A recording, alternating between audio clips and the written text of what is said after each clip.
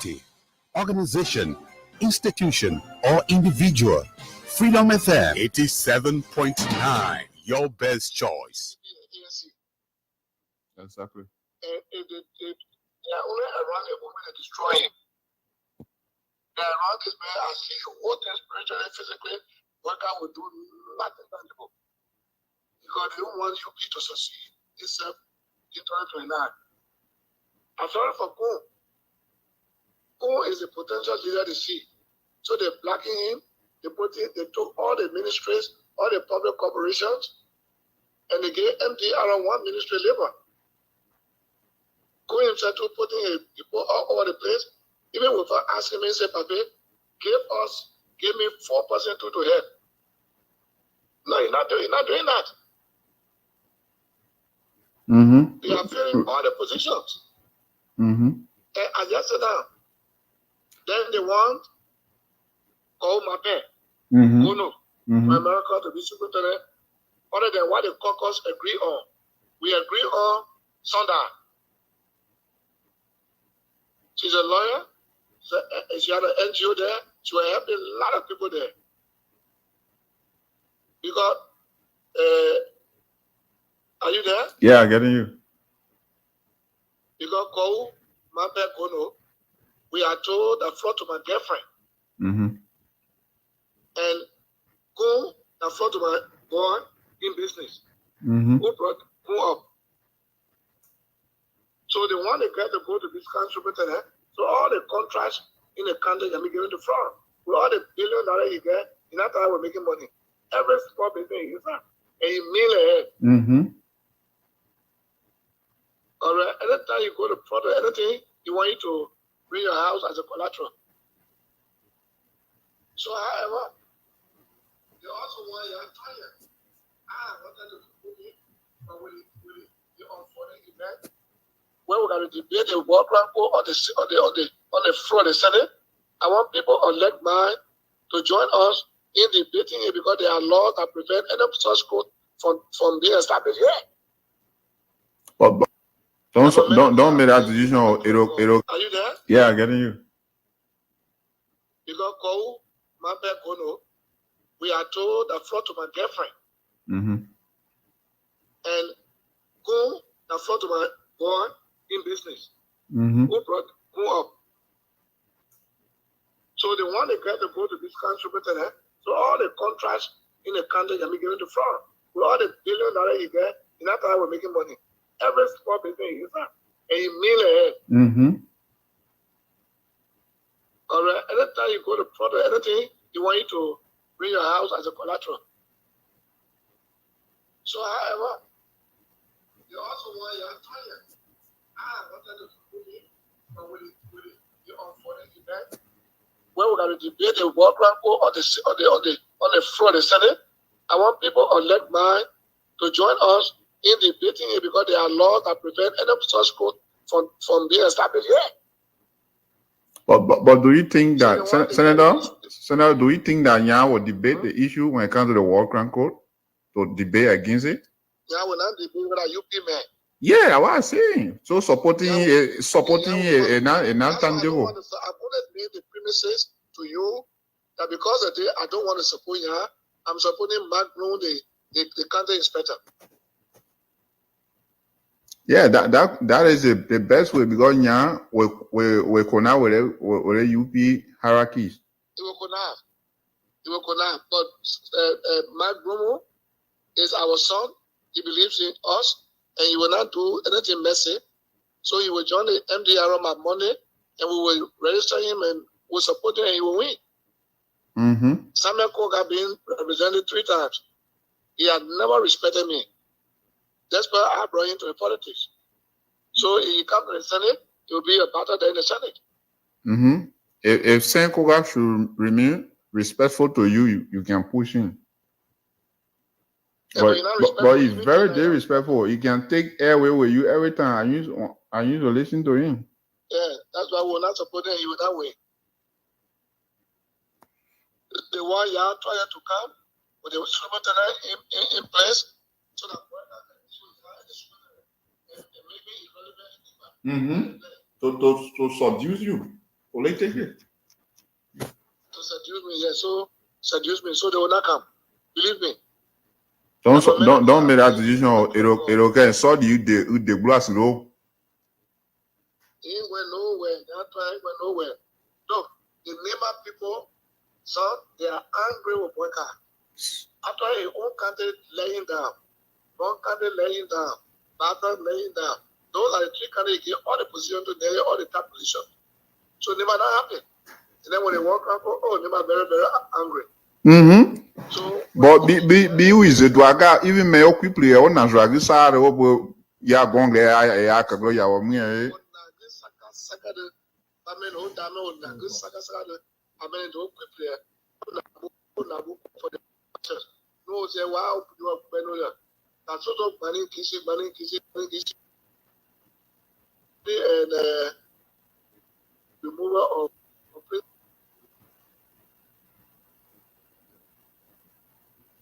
we have to have all the women occupy the entire country to make road run. So no lie. Baga, yaga baga expect I won't go boy. No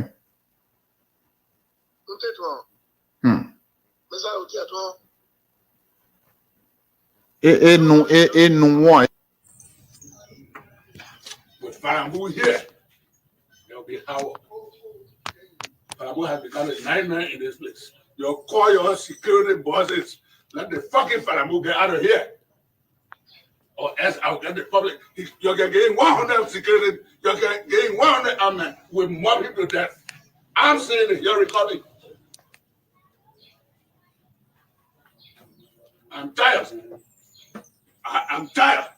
If I find Farambu anywhere here today, I swear to my damn mother, anywhere I find Farambu, as I stay here, as I leave this place, anywhere I find Farambu, I will attack him. And you can carry 10 armed, 200 armed to go defend him. Anywhere I find Farambu, in 4 years they say today, I will attack him. I'm moving with men. I've got to get 25 motorbikes, 333, that's 75%. Wherever Farambu move, I will move there. Excuse me, sir. I'm done. I'm done. I'll make you the game for you. Wait. Yo. Yeah, for us now. Where is someone's face now? Is Farambu the only immigration officer that they can use? You know, continue to terrorize my people. I know what Farambu today. I will mob you to death. I said it. You're arrest me. We hear your observation. We will pass it to our senior manager. Thank you. And what I want you to understand, Farambu is not a final decision maker. He should not be anywhere around here to terrorize my people. Farambu and myself for the meeting where they assign us here. He and myself. He got nothing to coordinate here. I'm not. So if Farambu, maybe you don't know this. I'm a fucking old rebel. And that's how I protected my people. And that's why maybe you don't know this. I'm a fucking old rebel. And that's how I protected my people. And that's why I made them elect. I'm a fucking old rebel. And that's how I protect. I'm a fucking old rebel. And that's how I protected my people. And that's how I protect them. I'm a fucking old rebel. And that's how I protected my people. And that's I'm a fucking old rebel. And that's how I protected my people. I'm a fucking old rebel. And that's how I protected my people. And that's why I made them elect me. I want you to get one or two more. Please come down. Sorry for the time of meeting. I can assure you, the police officer, I think it's their cause, one or two things will be 100% professional. No problem with They the will be police. 100% professional. That is No problem with one. the police.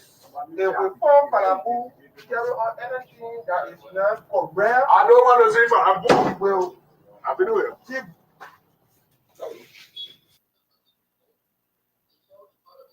CPP and ANC. Exactly. And if they are only around the women to destroy him. They are around this man as he hold them spiritually and physically, what God will do nothing tangible. Because they don't want you to succeed. This in 2029. I felt for Kun. Kun is the potential leader they see. So they're blocking him. They took all the ministries, all the public corporations, and they gave MDR one ministry labor. Kun himself to putting people all over the place, even without asking me, say, Papi, give me 4% to head. No, you're not doing that. Mm-hmm. They are filling all the positions. Mm-hmm. And I just said down. Then they want call my pay. Mm-hmm. Oh no. Mm-hmm. America to be superintendent. Other than what the caucus agree on. We agree on Sunday. She's a lawyer. She had an NGO there. She was helping a lot of people there.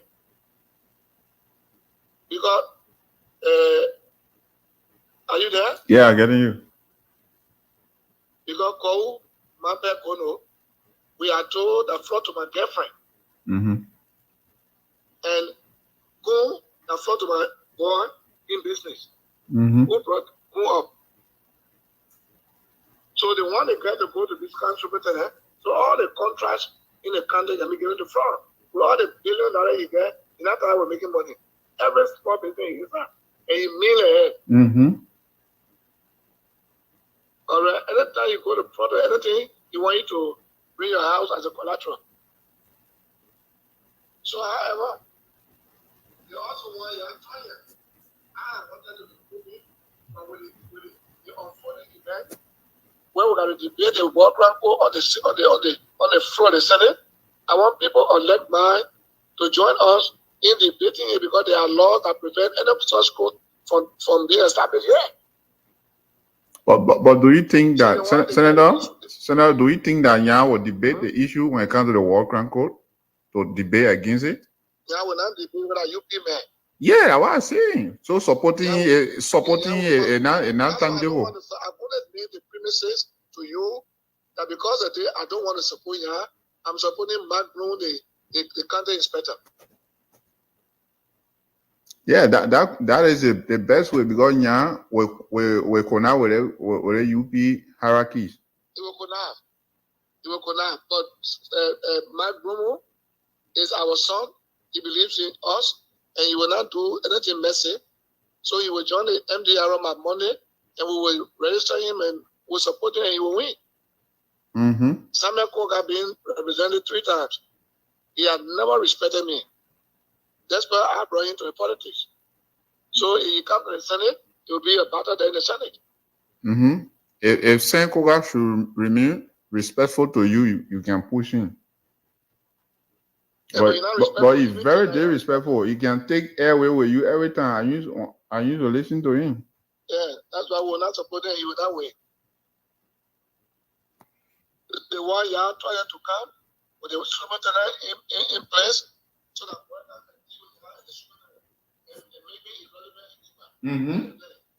to seduce you politically. To seduce me, yeah. So seduce me, so they will not come. Believe me. Don't make that decision. It can so you the glass low.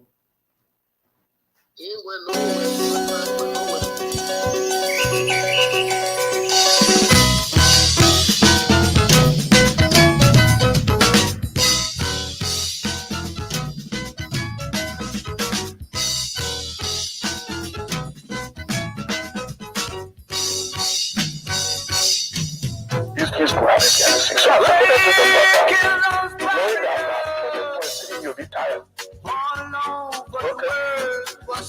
Knowing that currently you'll be tired what the plane is going down. You're not holding it down the hill. This is nature. My father,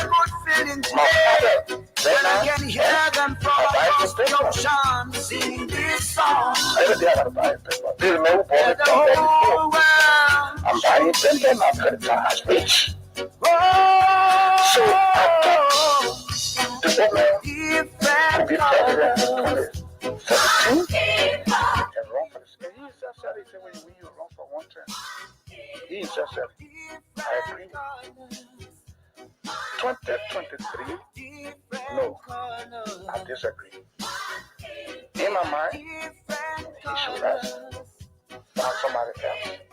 Different colors. Hey.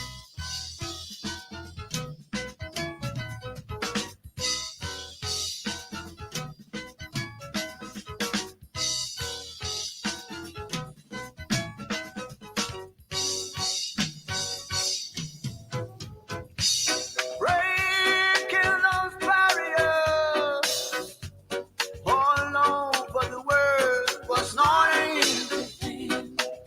Yesterday your mouth was shut, yeah. Couldn't make a sound, yeah, boy. But it's such a good feeling today when I can hear them from across the ocean singing this song. That the whole world should be singing. Oh, with different colors. Oh yes, another beautiful Different colors. Another beautiful moment, another beautiful Monday in the Republic of Liberia. Different colors. They got different colors. We are glad, we are excited Different colors. to return to the radio after a long, very long weekend. Never try to separate the people. Hey, you politician. Never try to separate. Crossing and twisting between holidays and weekends.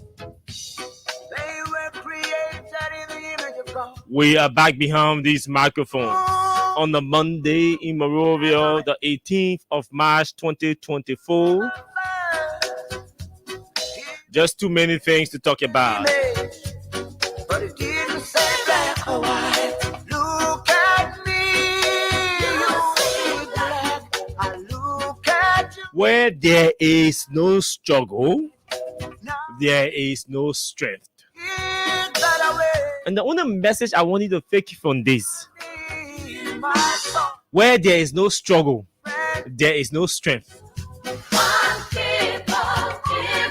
It is through struggle that you get to know your strength, that you get to know your worth, Colors. that you get to know your power, that you get to know your capabilities, your abilities. People. But if you just sit down by yourself soprano and say, I'm not doing anything, let them go ahead and do what they want to do, you wouldn't know what you are capable of doing. Never say So always challenge yourself never try to separate the people. Oh, yeah. in pursuing new things. Get to know what you're capable of doing.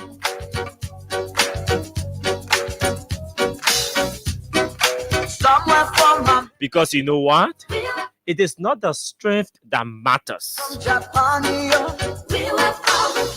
Not even the strength of the body that counts. It is the strength of the spirit. Somewhere from You can make it. Japan. Austin, you can make it.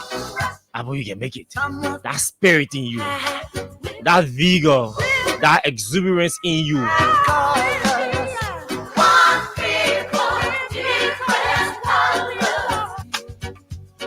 Even if you do not know that you have ability to do something, Different, that spirit in you has a way of provoking different, out of you that ability. different. Oh yes, let me say a very pleasant good morning to all of you across the country. Good morning to those of you in the diaspora, our friends, our fans, our followers, our critics, Different colors. and even those of you who do not like the things we say and the way we say them. For the people. Hey, We are grateful to have you under our voices this morning people. as we interact with you on the different happenings in the country. They were created in the image. We follow a visit of a team, the interministerial team at Kinjo in Grand Cape Mount County on yesterday, including the Inspector General of Police, the Internal Affairs Minister, the Minister of Justice. I saw my own good friend Daniel Sando, who is the Deputy Minister for Technical Services at MICART. They all formed part of the team yesterday that went to Kinjo to help solve the problem. But a particular person spoke that we are interested in. The Internal Affairs Minister spoke. What did he say and what do we think?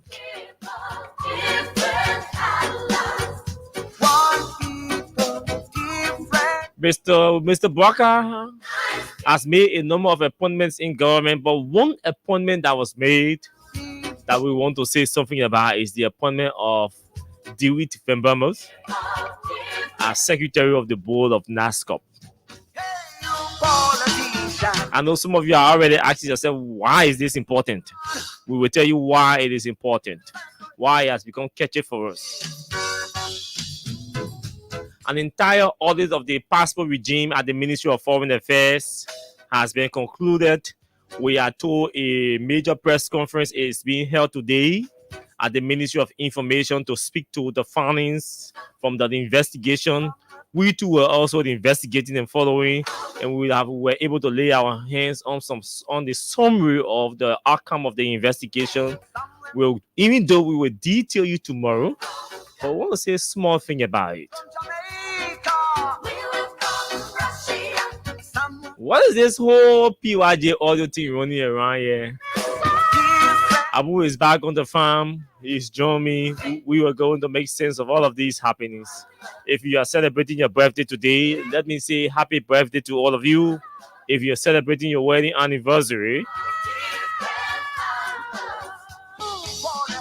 we'd like to say congratulations to all of you.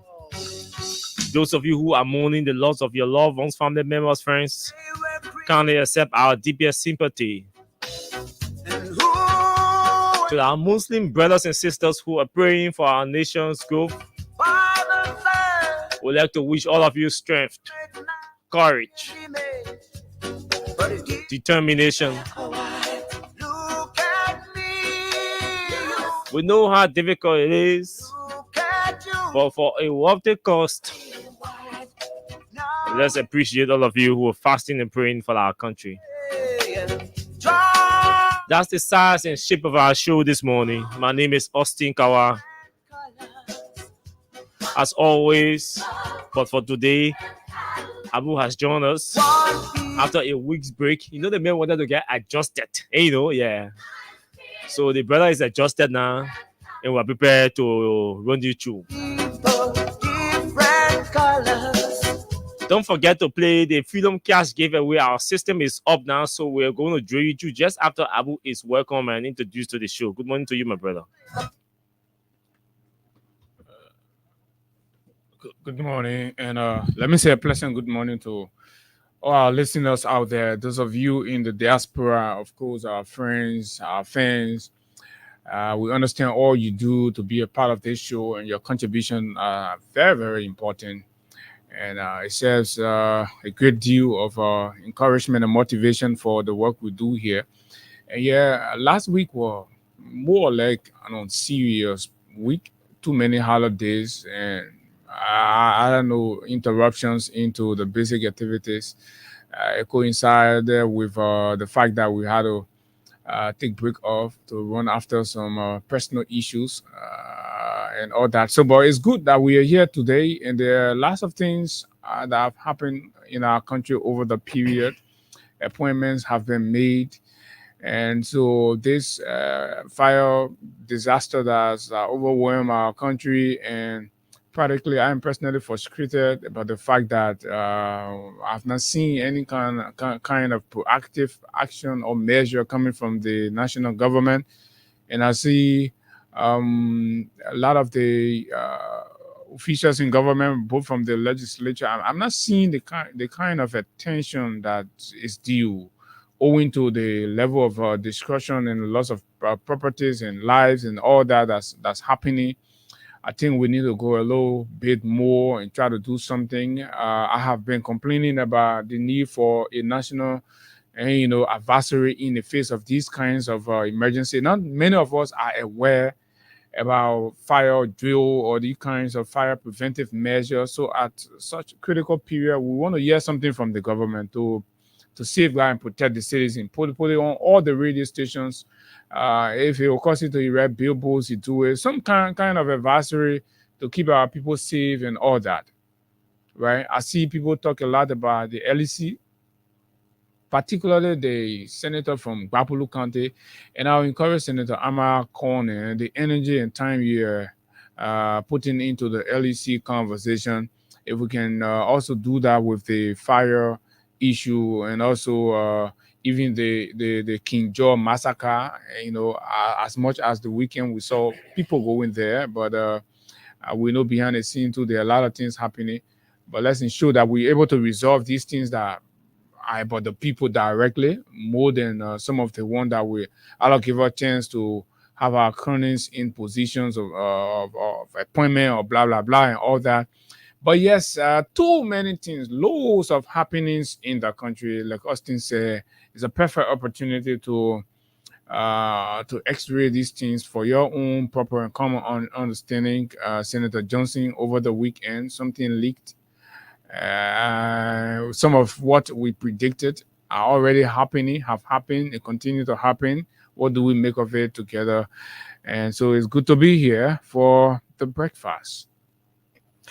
Sure, it's good to be here for the breakfast. That's the voice of Abu Sharif. So folks, let's make some money and give you some money, and then we'll move into. Don't forget the Ministry of Finance, on behalf of the executive, on last week submitted the draft national budget to the speaker on behalf of the legislature. In the tune of over 600 million US dollars. That's almost 700 million US dollars. This means we have a tough work to do this week and next week and moving forward as the budget process develops. We have a huge work to do. We have to intensify. Have you laid your hand on a copy of I try getting it. I've gauged some views about it, and it appears a very unserious piece of paper, and, in the sense that they're not much for the people. Rather, it's the same old thing that we've been complaining about: recurring expenditure. Accounting for most of the budget, because we are all keen on year one. What is this new government going to do to drastically, send a signal of a change, in terms of programs, in terms of development and infrastructure and all those things, but not much is seen. So yeah, we're going to be mostly about not seeing anything tangibly different. But we hope, like you said, it's going to be a very busy week. Once we lay our hands on the draft, we'll start to go through and make sense of some of the consideration Mr. Barker and his team has made in terms of what Liberia will be and should be for the next 1 year. Sure, it's going to be extremely a basic week or a basic moment for all of us. When the country develops, trust me, all of us, some of you who are running into public service would have no need to run into public service, because we all stay in the private sector and make enough money to feed ourselves, to develop ourselves, to invest on behalf of our families and all of that. So one day, once the government does well, it's in the interest of all of us, and trust us, we will not hesitate to praise the government when the government does good, but we will not hesitate to condemn, to criticize, and chastise Joe Braga and his government. Those who choose to be irresponsible in handling the country, we will not hesitate to chastise them and tell them that they're irresponsible, including Joe Braga. If he behaves irresponsible, we will not hesitate to tell him that, Mr. Braga, you are behaving irresponsible, or you have behaved irresponsible in a particular area or in all of the areas that our investigation or observations show. And so that's what we do here behind these microphones, and we do it with a sense of humor, for dignity, for country. And so we don't hesitate to engage these people. So yes, the budget is submitted. We have seen the summary portion of the budget. We have not gotten the entire copy of the budget. Is extremely voluminous, but we're going to get it. And then it's going to, it puts us to work. Those of us who have interest in it and want to inform you or educate you from an informed position, it means we have to read along with the experts as well, and ask the experts the necessary questions that will inform our opinions on the show. So it does not appear like we're just sitting and making insinuations about, the figures, the different figures, or the different amounts in the budget. That is a technical tool that we have to give it technical eye and technical interpretation as well, mixed with our journalistic skills. And so we're going to follow. It's good that we have our ES and our connections up Capitol Hill to get a full copy of the budget. And trust me, Abu and I we're going to do you due diligence to ensure that you get what you desire as a people.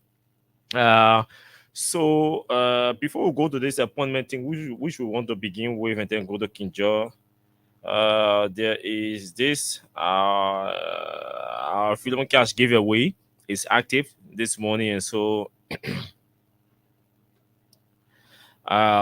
this is what you need to do. What if okay, here's the form. We want to see what we can call at least our first 5 as always. Since when we're in our mood, we don't want to get distracted. So we love to call our first set of winners. And then at the close of the show, we call the remaining winners. You know, all you have to do is just simple. It's a simple process. I know we've been away for a long time, so we've not been able to drill you through. Some of you may have forgotten, but this is how it goes. And I like to play along with you. So just take your first thing. The only people who are qualified to play are people who have mobile money wallet or mobile money account. And then when you have mobile money account, you have to have money in the phone too on your account. You have to have at least $100 LD or 70 cents USD on your mobile money account. Then you are qualified to play. That's the first thing that qualifies you. Now, if you have those of you who have monies on your mobile money accounts and want to play, you can play along with me so you have an understanding of how the process goes. Oh no, I didn't plan to call you. So all you have to do is dial star 799. I've got myself dialing the hash, and then you press OK. Please play along with me. You will see all of the options from option number 1 to option number 12. Now, since you are listening to Freedom FM and using Freedom to play, all you have to do is enter 11. I press 11 and I press send. And then the option comes to me to play in USD or to play in LD. Now, since I have both USD and LD, but I want to play in LD, so I'll press 2 because I want to play in LD. I press 2 and press send, and then they are requiring me or they are asking me to enter my code, my mobile money code. So when I enter my mobile money code and press send, obviously I have already played. And once I played, it means I am a potential winner to win $2,500 today on this show. Now, you can play this program as many times as you want to play on this platform and on the other platforms. For example, if you play one time on my platform, you can still play the second time on my platform, third time, fourth time, fifth time, sixth time, seventh time, until the show ends at 10 o'clock. You can keep playing. So it's open. You can play as many times as you want to play. Even if our show expires at 10 o'clock, you can still play on the next show. So you can play as many times as you wish. Now, what we have also introduced for you is the double dose on Wednesday. But we'll spend more time talking about that tomorrow. Every Wednesday, since we're giving you $2,500 every day when you play and win, every Wednesday on the show we give you $4,000 if you play and win. So Wednesday will not be $2,500. Wednesday will be $4,000 for those of you who will play and win. But for today, it is $2,500 for those of you who will play and win our Freedom Cash giveaway. So let's go to the platform and see whether we have lucky winners that we can just go through and play some calls to them. And then so we do this first draw to see whether we have a lucky winner here on the show. Yes, we have what we think. Spend some time entertaining you. We have to spend some time giving you some cash too.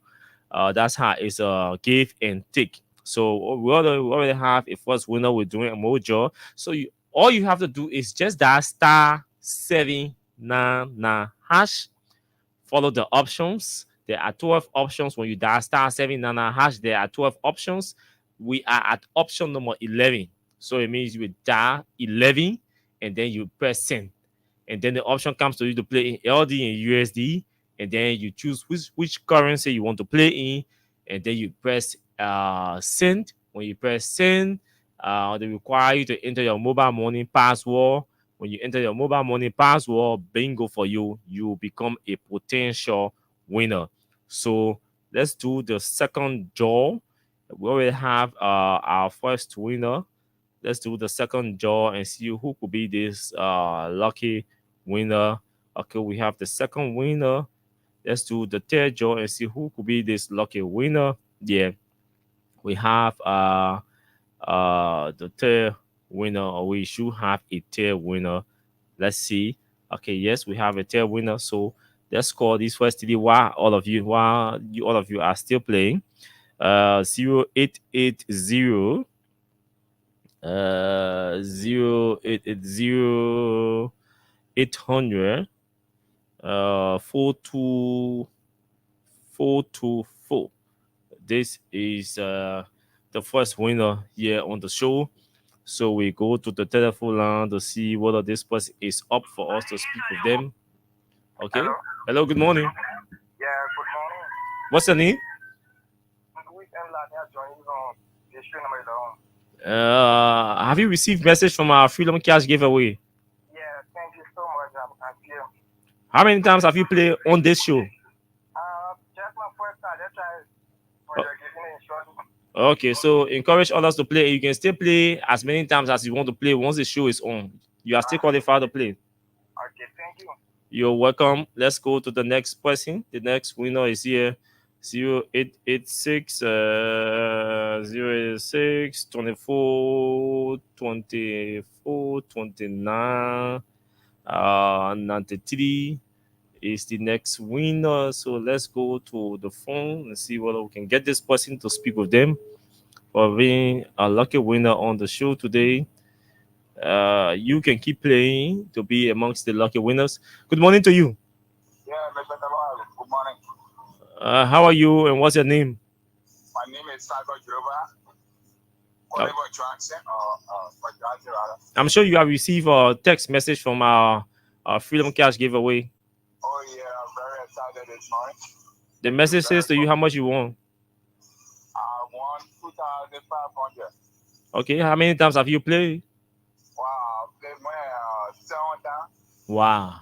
Lucky to win today. Okay, congratulations for being a lucky winner on the Freedom Cash giveaway. Thank you. You can encourage others to play. You can play as many times as you want to play once the show is on. Okay. You are welcome. Let's go to the yes, sure. You can keep playing as the show is on. So we'll not spend all our time, encouraging you to play, but just keep playing as the show is on. We are going to call the remaining winners at the end of the show, or tomorrow we'll begin the show with calling the winners that we cannot call today. So let's go to the telephone line and call the third winner. Go 0886 40 97 64 is the third winner here. Let's see what this person picks.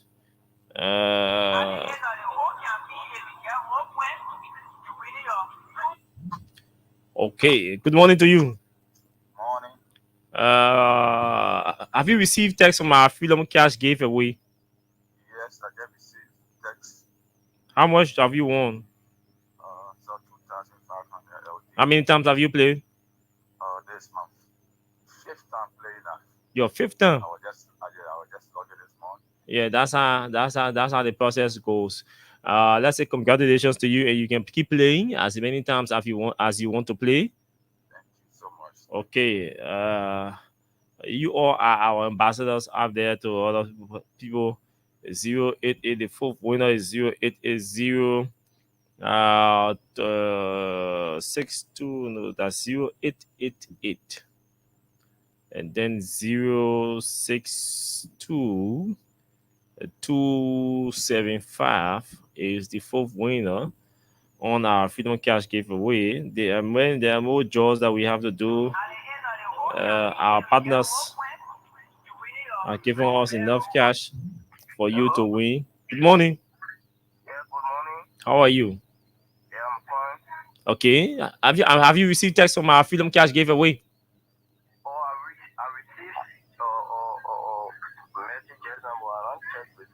Okay, so what's your name? Okay, you say you have now checked the phone. Let's say congratulations, you just won yourself $2,500. How many times have you played?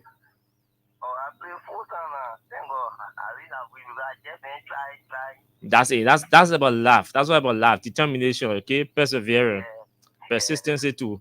Thank you very much. Congratulations. You play 4 times. So this is one, two. So this is the this is the fifth. Let's go to the fifth winner. 055 5 287 287 060. So we'll stop to the fifth winner and then do more draws. I'll call you at the end of the show or at the beginning of the show tomorrow. So this is the fifth winner we are calling because we have to move into our conversation. Yeah. But we have more draws to go. We're doing more draws, so more people are winning. Good morning. Yeah, good morning, sir. Tell us your name and where are we speaking to you from? Cyrus, how many times have you played our Freedom Cash giveaway? I just played this morning hours just now. You just played this morning? Yeah. Wow, okay. But I'm sure you've received text from our team.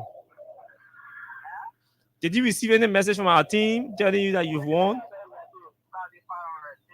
Okay, congratulations. Keep playing and keep encouraging others to play. Congratulations to you. So those are the first 5 lucky winners on the show this morning. We are with June additional. We have additional 5 or 6 or 7 or as many winners to draw once you keep playing. So it's an opportunity for you to keep playing our Freedom Cash giveaway and walk away with 2,500 Liberian dollars. So we will go ahead and do additional. We keep doing draws, but it has to be. It depends on your place. So those are our first set of winners, and so we will pause here and move into our conversation. So I'm sure you saw the appointment of the NASCAR boss, secretary of the board of NASCAR, and that's after the team headed by Senator Prince Moi and the Unity Party chairman had gone to announce his replacement, and now the president has appointed him secretary of the board. What do you sense between that corridor? Firstly, I saw lots and lots of appointments. Yeah, structurally, I think some of those places, it's not that they are new, right? And there are some boards that are very set up. I'm sure due to the availability of resources to be able to foot the bill, and all that, because you can't just announce people to bowl. You must be able to pay compensation either by sitting or monthly, something depending on the arrangement that will be made. So, but now I see Mr. Boakai increasingly interested in filling everything that exists as a position for him to make appointment to. It's fine, it's good. At least it defeats his own argument of a small and effective or efficient government. Mm-hmm. But he has changed, out of a sudden. I don't know the variables that inform the change, but Mr. Boakai is preparing a very big and wide government now, and everywhere he's going to make appointment to. I mean, once these structures are already existing on our governance framework, I do not have a problem with it. But we look forward to seeing how he raises the money.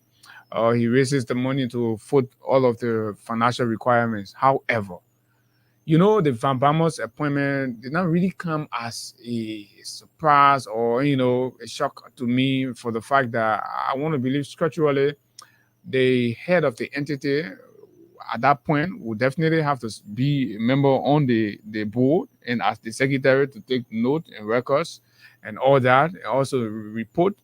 So, yes, it only goes to validate the fact that the action that was taken by Prince Moi, Senator Moi, Ahmed Randall can call the man, say corrupt pastor, Ludo Tape, And and the host of the other funny looking people down there, only what Mr. Baka did yesterday, only tell all of us that what they did was completely, out of order. It did not meet the approval or the consent of the president. And of course, the president does not recognize what they did. And the fact that that will be happening is a disgrace and a shame for people like Prince Moy. In that group, I think it's Prince Moy a whole lot of respect for before that time, right? The rest of the other people, I'm not surprised. If Luther Tabet can eat the people inauguration money, he has not provided a report for it. I'm not sure if I have any iota of respectability for that character until he presents the report exonerating himself, which I know he's not going to do. So I was not too surprised to see him being cockroach in his going about with everything. But yes, you're right. If the president sends a letter to remove the man, it means the president is not satisfied with this man there.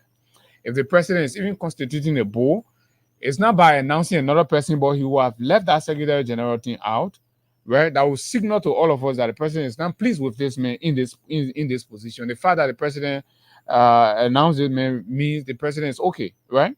And if the president is still not okay, then that means the legal battle that have characterized the unlawful appointment into tenure positions might have also informed the president's decision to say, you know what, I don't want to create further situations. So let me just go with this man, because I'm told a lot of his alliance colleagues and friends have been meeting him. Senators have been meeting him and letting him know that Mr. President, this is not a way to go about it. Even though I know there are some fanatics on the other side that have always said, Mr. President, you are the president, and this pleasure, power, and all that within the Constitution rests on you. So people have to work at your way and pleasure and order. And somebody will argue that, oh, if you did not campaign for the man, why do you want to work in the mega? It does not make sense. You don't even have to be saying that, right? The code of conduct. If we establish a violation, is there a punishment for maybe a person who campaign? Did they say when the person campaign, the punishment thereto is for the person to be removed from their position? We have to be clear on all of that. The country is a country of law, right? And there are too many people who are campaigning for Mr. Baka, but then code of conduct only affect those ones. Code of conduct only affected people who campaign against Baka. So it's laughable, it's funny, it's just a witch hunt. And I think Luther Tapper should just find a place to sit down and hide himself small. The same way Buju Ben Keita and hide himself. And Kula too is hiding yourself small. I think we will sit here, we use this microphone to correct the leadership errors and blunders of these people, and we are committed to doing that. Yes, sure. We are definitely committed to doing that. You see, I know how painful it is at times, or how painful it sounds at times to some of you who support Mr. Bouaka. And I'm also aware that some of you who even support Mr. Bouaka do appreciate the fact that you all do not have the political bravery and the space to look in Mr. Bouaka's face and disagree with him on the hard issues. So because we here are utilizing the space we have to disagree with Mr. Bouaka, some of you appreciate the work we do. Some of you are beneficiaries of our advocacies on this radio. Some of you who have jobs today are beneficiaries of our advocacy. Have we just sat quietly and not engaging Joe Bouaka? Some of you would not have been appointed today. And so at the end of the day, the country wins, and not us. For us, we are not looking for the glory. We're looking for the impact. That is why after your appointment or your nomination, we go after you to follow the work you do. If you do not perform, we chastise you and inform the president that you are not performing. If the president does not do anything or does not take any action, we go for him. That's how it works. Now,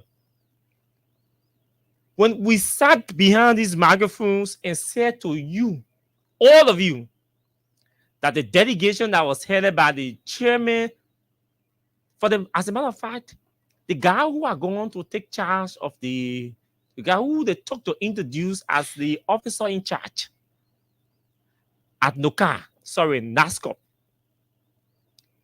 is a big brother and an instructor that I respect. That is someone Councilor Murphy Cannon taught me business law. 1 and 2. So that is somebody that I respect so highly. I just don't respect his personality, but his argue and everything. I know who he is. We've interacted far beyond the classroom. So you got who argue? Right? Sure. So I know who Murphy Connor is. Now, the fact that I know him and we're not applying silence on the action by the delegation, I want to introduce him as officer in charge, supposed to say something to you that we do not hate anybody, but we believe in our country's reputation. When we sat here and said the decision by the delegation headed by Luther Tappe and Prince Moyi, Senator of Bond County, was very reckless and irresponsible. That was an action that is supposed to come from a child who has no experience in public service. And I still remember I will even reference Councillor Bwaka Kane, who's head of the Law Reform Commission for many years, who's been head of the Law Reform Commission for many years. And if we're talking reforming our laws, most of these, in fact, all of these offices that went to the legislature for 10U, the Law Reform Commission, the legislature gauged the opinions of the Law Reform Commission. They advised the legislature. In some instances, there are certain instances where the legislature wanted to scrap out 10U for some of the entities, including NASCOP. NASCOP 10U was initially scrapped out by the legislature. With advice from some people, including the Law Reform Commission, the 10U was restored by the George Weah government. Including the very Bwaka Kane. Sure. Councillor Bwaka So Kane. all of these people gave their expert opinions on these issues. If we reach to a point where the man has a 10-year job, then you lead a team of government officials, some officials of the Unity Party, some members of the Senate, to an office that has a 10-year job to introduce somebody called officer in charge. We thought Councillor Kane, will have Councillor Barakan who have advised the team, said, no, gentlemen, we can't do it this way. This is how it works. All the two, Okay. all the two Councillor So, Kanes. the two of them are loyal. Both Murphy, they both. Councillor Murphy Kane, Councillor Barakan, they are lawyers. So the fact that they will go there to take that action, for some of us who felt that was irresponsible. That was irresponsible on the part of them. And then Prince Moyi was in the legislature when all of these things were happening. Deputy Speaker, when NASCOP went for tenure, Chairman of Ways and Means. Because when these actions are being taken, the Committee on Judiciary, Ways and Means, and good governance, they all come in the form of joint committee to review these decisions and recommend to the legislature for passage. Now, the fact that Joe Baka has said to all of us, do it, you are the secretary of the board. That confirms and validates all of our disagreements with Prince Moyi and the rest. Baka has given legitimacy to the 10U and NASCOP. That's exactly what he has done. Joe Baka has granted, has acknowledged, has validated the 10U of the people who are serving at NASCOP. Whether it's due to our pressure, which I want to think that is due to our pressure, or whether he was not in the know, which I do not want to believe because he is supposed to be in charge. So that will not be an excuse. He was in the know. He's a But coin imagine that we were not here to pressure the government and provoke the people in the public, except the people in the public to stand for the laws. Today, we are not hearing anything about NASCOR, or NAFA. We are not hearing anything about road fund. We are not hearing anything at lottery.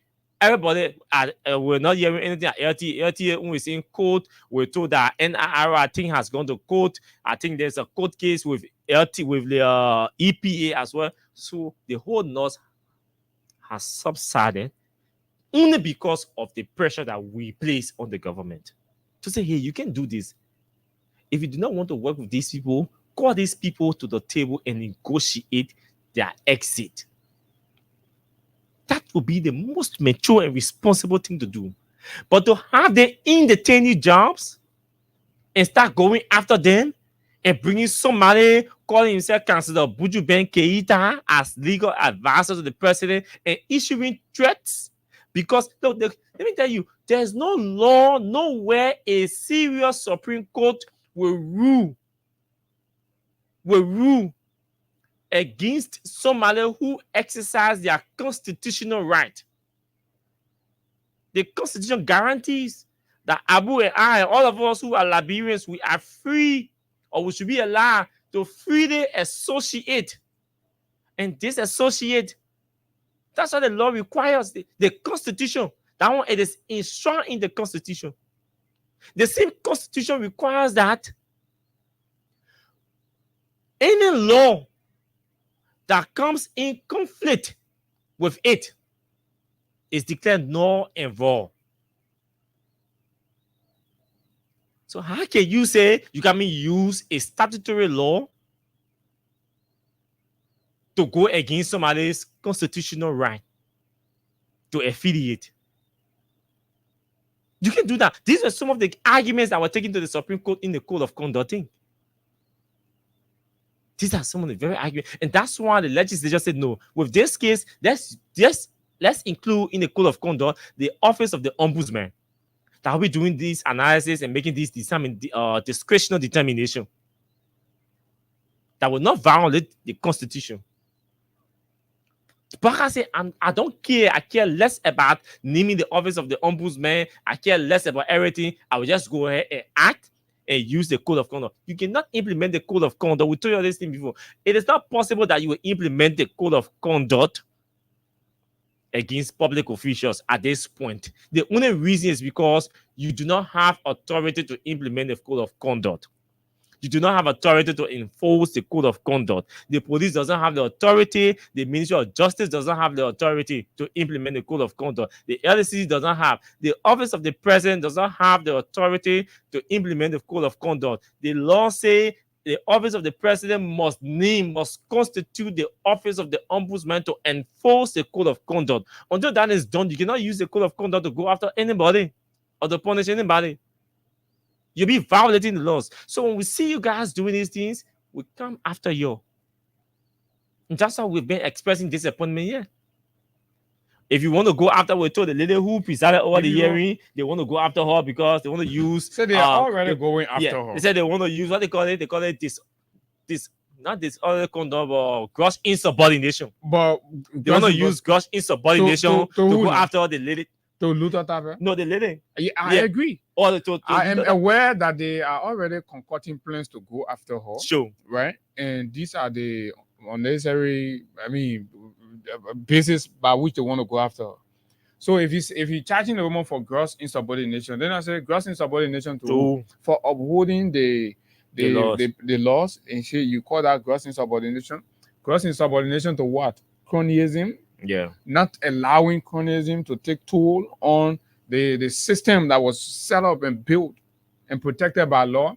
You know, the reason these things are happening, sometimes I feel, I want to start thinking, as much as there are people who think people like Murphy Carney are very, very intelligent and all that, but if an intelligent man behaves foolishly, I believe is an opportunity that reduces whatever mark of intelligence you have for them.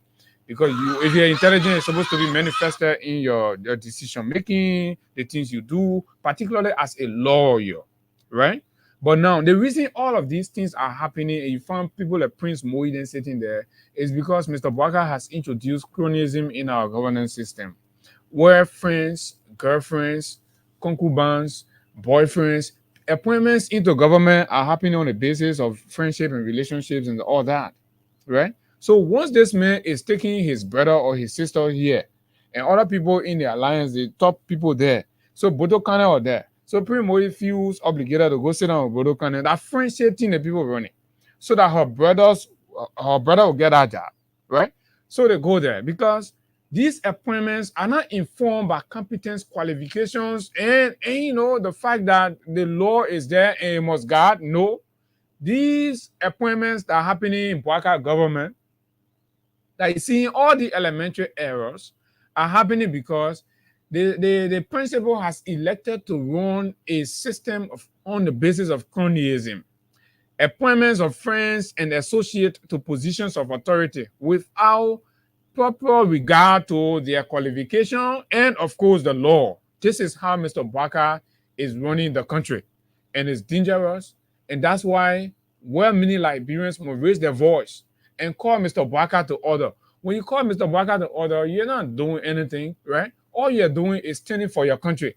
Mr. Baka is not because of the country. So for those of you that can be feeling uneasy when we're having these kinds of conversations about Mr. Baka, and you think, somebody owe him any kind of loyalty, Mr. Baka is the one that owes us. It's from our taxes that Mr. Baka is being paid. The life he has now is at our mercy. The $5, $10 that we pay in our taxes and blah, blah, blah, is at that mercy that Mr. Baka is having the life he's having now. Mr. Baka was stranded, drowning all over the place. He had to be begging to survive and all those things. So it's Mr. Baka that must be afraid of us. It's Baka that must be appreciative of us. It's not us that's supposed to come in and be afraid of Baka if Baka is living on us. So you have to have that in your head, you Baka fanatics. So when we're having national conversation and showing that people respect themselves and respect the laws of this country, you have to just sit and listen. If you're not pleased, you find somewhere to go. But we are not going to cease from calling Mr. Baka to book and ensuring that Mr. Baka does the right things. You can have people appointing in government on the basis of friendship. Pre-Moeden taking their nieces, their girlfriend, their boyfriend, their this, that, that's the all kind of relationship are just being the ones that are overwhelming the place. People taking their camera boys, putting them in serious manner leadership positions because the whole camera for them, making them deputies. I'm telling you, you can be running a country like that and you think you're bringing change. This is absolutely frustrating and disappointing. For those of you that voted for Mr. Baka, I know you'll be ashamed to admit to the disappointment and frustration, but I mean, absolutely, it is disappointing. That's what it is. Sure it is. So let's go to Kinjo and hear what Francis Yimale had to say yesterday. This please be able. We're playing for one of our colleagues who went live on yesterday, and so the Minister of Internal Affairs has something to say. So let's forward it to where he was giving the opportunity to speak to the people and what he had to say. Where were you? I want you to remember that the people in the sun there are your children. They are your wife. They are your nephews. Government will do everything to help you to resolve this problem. But we hope that we can get the truth and nothing but the truth based on which we are able to resolve the matter. We want to assure you that there is a truth the President Trump with our members of the interministerial. You have to bear with us for the quality of the audio because the way they're in Abuja, they have internet connection issue and all of that. So you have to come in here, please, to give us that audio from Francis Yimale for during the campaign period, please. So let's listen. Meeting and session. The Honorable Minister of Justice, the Honorable Minister of Labor, Minister of Internal Affairs, your servant. Of course, we have with us our Director of Police, IG Daniel Coleman. We are here to help you solve the problem. We want you to help us by telling us the facts. Today, the way our children approach issues is not how we approached them yesterday. Listen, I need you to listen. I need all of you to listen keenly because we're about to say some things here this morning that some of you will get angry again. So I will need you all to listen keenly. This man is saying something here about the younger generation in the way, the manner in which they engage issues. So I need you to listen keenly to the Minister of Internal Affairs, Francis Yimale. Kuso, if anybody out there, please tell Kuso to come in here. Oh, you got it? Okay. Now, so let me carry back again so you listen to the Minister of Internal Affairs. I want to assure you that there is a different. That bear with us because the audio quality is poor and the minister is talking his nose, so you're not hear the thing. Just bear it. Please. Members of the Interministerial Committee and Session, the Honorable Minister of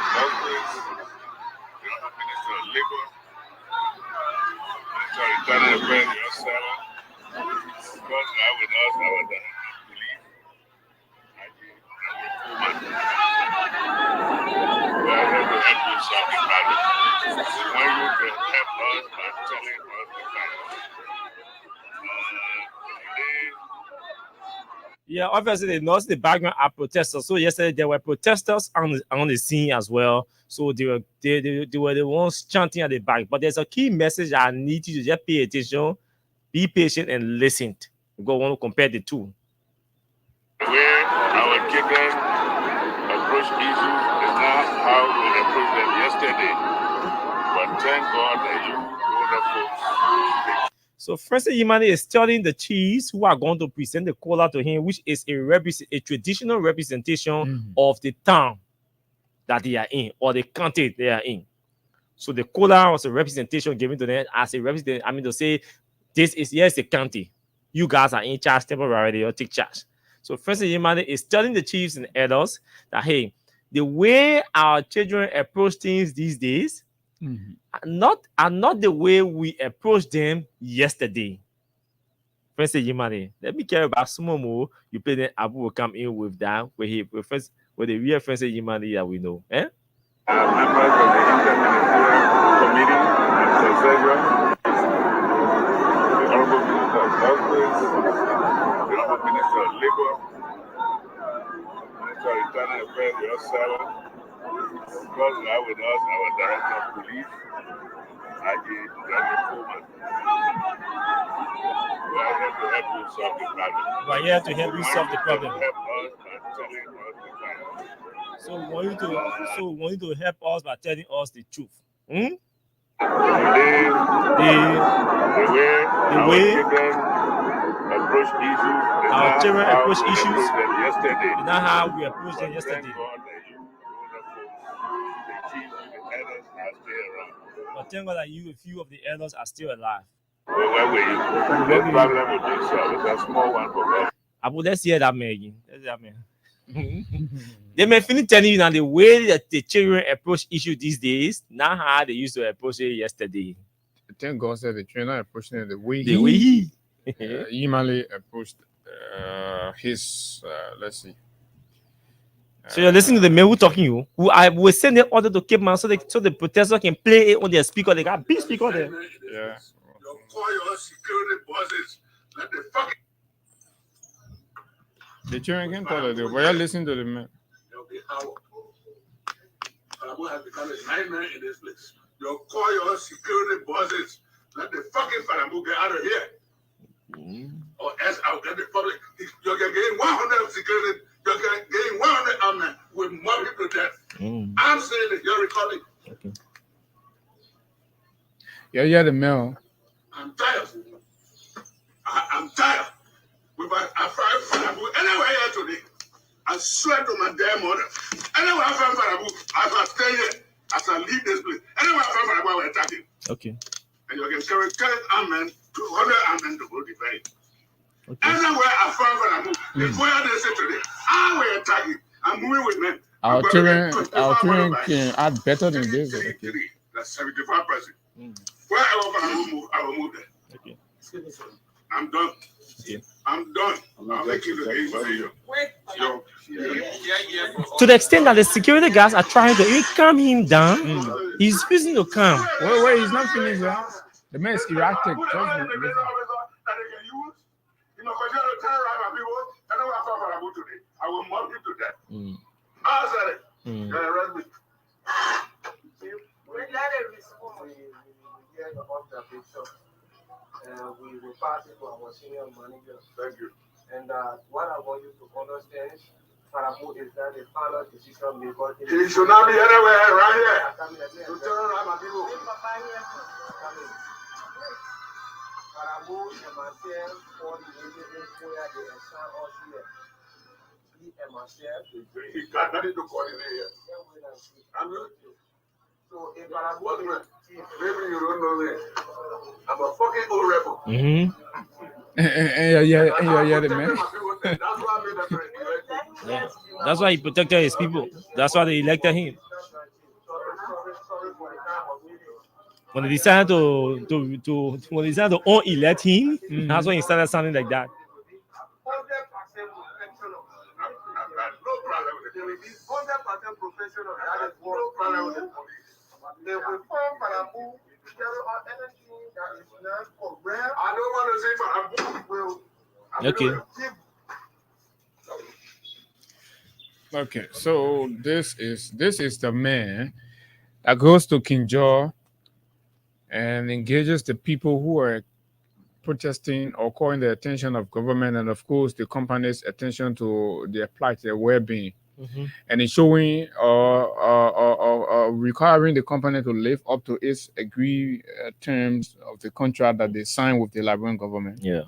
Something that successive government officials have compromised on based on what we continue to hear, including people like Yimali and all of that. So the people peacefully did that.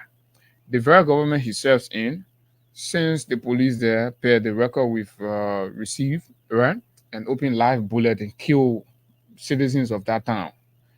This man who has a bragging record of, being a rebel, insulting as though he has no, basic training, goes there and frown on the people's civil action of calling on the authority to do what they have pledged themselves to doing in accordance with the MDA. And this man goes there as the agent of reconciliation. It is a contradiction. You see why when some of us oppose the appointment or the confirmation of this man, it was not because we dislike him as a human being. But leaders must be examples. Leaders must be people who you just don't find fault on easily. I was listening to a preacher man, I think over the weekend, and he said something that was very profound. He said, as pastors or as heads of congregation, you are like the Jesus Christ in that church. So your life must reflect Jesus. The congregation must see Jesus in you, right? But when the people start to see, because the only way you can convince them, if the teachings of Jesus are reflected in your daily life, they both see it, then they will start moving gradually towards God. But if you have this man as the minister of government, and the people look at this man's life, that rebel being militia being killing being insulting being disgruntlement, and they know this is the main character, but that man goes there and want to preach reconciliation, peace. He is a 360-degree contradiction to the reality. He is only doing so because he's in that position. Give the man the opportunity, he will ask the police to open fire on the people when they come outside. Because that's his inclination. That's who he is. He is a rebel. They believe in jungle justice. That's how this man went when there was law and law enforcement in the country. He went and recruited and mobilized rebels in Lofa that are providing defense for him. This man is not a respecter of the law. This man cannot be the best agent to be communicating and speaking and resoluting problems in our society. That's why we were telling our Senate, you know what? Let's require Mr. Barker to nominate somebody, a character that resembles unity, a character that resembles peace, calm. A man who, when he appears, and people will not look back and say, you see, we're playing the recording now. It undermines everything he said. Nobody, you saw the tune the man even spoke in Kinjor. That's not a real tune. He's trying to pretend to be. So they are not resolving. All they want to do is the people should just get off the street and leave Kinjor people. Does that settle the people concerned? I'm not sure. The way the government is handling this thing, government is more interested in getting the people of Cayman to go sit down and forget about everything than in showing that B Mountain lives up to and commit to correcting the problems the people are complaining about. And that's not how you solve problems objectively. You want to do it? It's a two-way street. The people have their concern. We are not hearing any report about how, okay, B Mountain has agreed. They say they were not doing it good, they will do it good. B Mountain say the other decision, they say they will reverse the decision. They will do the other one. When the government coming out with that one, they will know the problem getting solved. But every time you go there, you don't come in the street, you live here, they don't want young, they don't you're into rebel business. The young children are not into rebel business. Mr. Sakira Yumale, and the records are there. You said you are a criminal. you are a rebel, sir. So rebels are not good examples, and that's why we want to bring the war crime code to prosecute people like you for the crimes against humanity that you perpetuated and committed while you were rebels. And this is very important. That's a very important point because you see, look, when you go into public service, the people in the West, I like to use them because all of us, our biggest references are places in the West. Do you know why people go for legacy? And the first question that comes is, who is he? That's a legacy question. When someone asks, who is this man? It means the person wants to know your history, which is inclusive of your criminal record. Does he have any criminal record? Does she have any criminal record? Where has he worked? Where has he worked? How long has he worked there, or he or she works? All these things, they're very important. The reason why it is important because we do not want to encounter conflict of interest. We do not want somebody who will get conflicted in the midst of crisis. So it's good you don't place certain people into certain positions. And I will place it ready. When we stood here and disagreed with Yimale's nomination, it was not because of him. He as an individual, we were looking at the position he was going to occupy as the individual. The Minister of Internal Affairs, look, there are too many concession agreements in this country. The Minister of Internal Affairs plays a key role in the sustainability of our peace because these concession companies are operating in the different communities, towns and villages. There are cultural practices. There are cultural pride that need to be protected. And the Minister of Internal Affairs will have to lead that process of protecting our cultural heritage as these investors come in to grab our land to invest. Or whether they are extracting our mineral, or they are planting rubber, or they are planting coffee or cocoa, or they are planting palm. So, and there has always been conflicts. Whether it's on a plantation or on a gold mine. Gold mines around the world, plantations around the world are associated with conflicts, with protests, with demonstration. Nowhere in the world where you see gold mine plantation that is not associated with tension. So the material or the internal case, the Minister of Internal Affairs plays a key role. He should not be a man of violence. He can be a man of violence. Yeah. Do you know what it is? If some of us were not interested in the peace of this country, we knew that the team was going there. We are aware that the team got speaker. Few speaker. Even yesterday they were playing the people fool us. Mm-hmm. They were playing the song yesterday as President Yimale was speaking, and the rest of the team. So they were playing. We were taking the recording from this man and send it to those protesters and ask them to resist this man from speaking.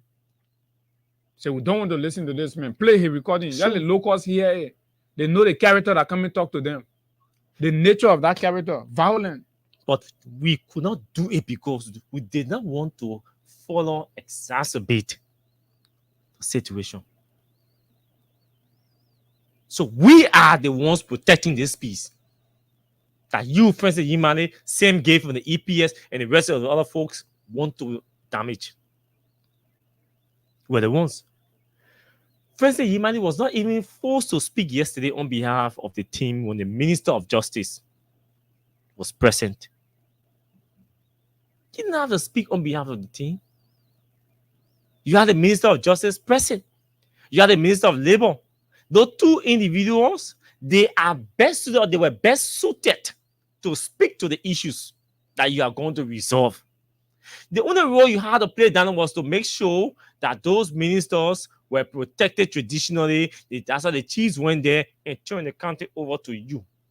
You received the key to the country, and then you gave the go-ahead to the Minister of Justice and the Minister of Labor to speak to the issues. The issues that the locals were protesting against. That's the protocol. How can the people turn a country over to you, then you start talking on behalf of the team? They don't even have an idea of the people who were even members of the team who did not have an idea of what the real issues were.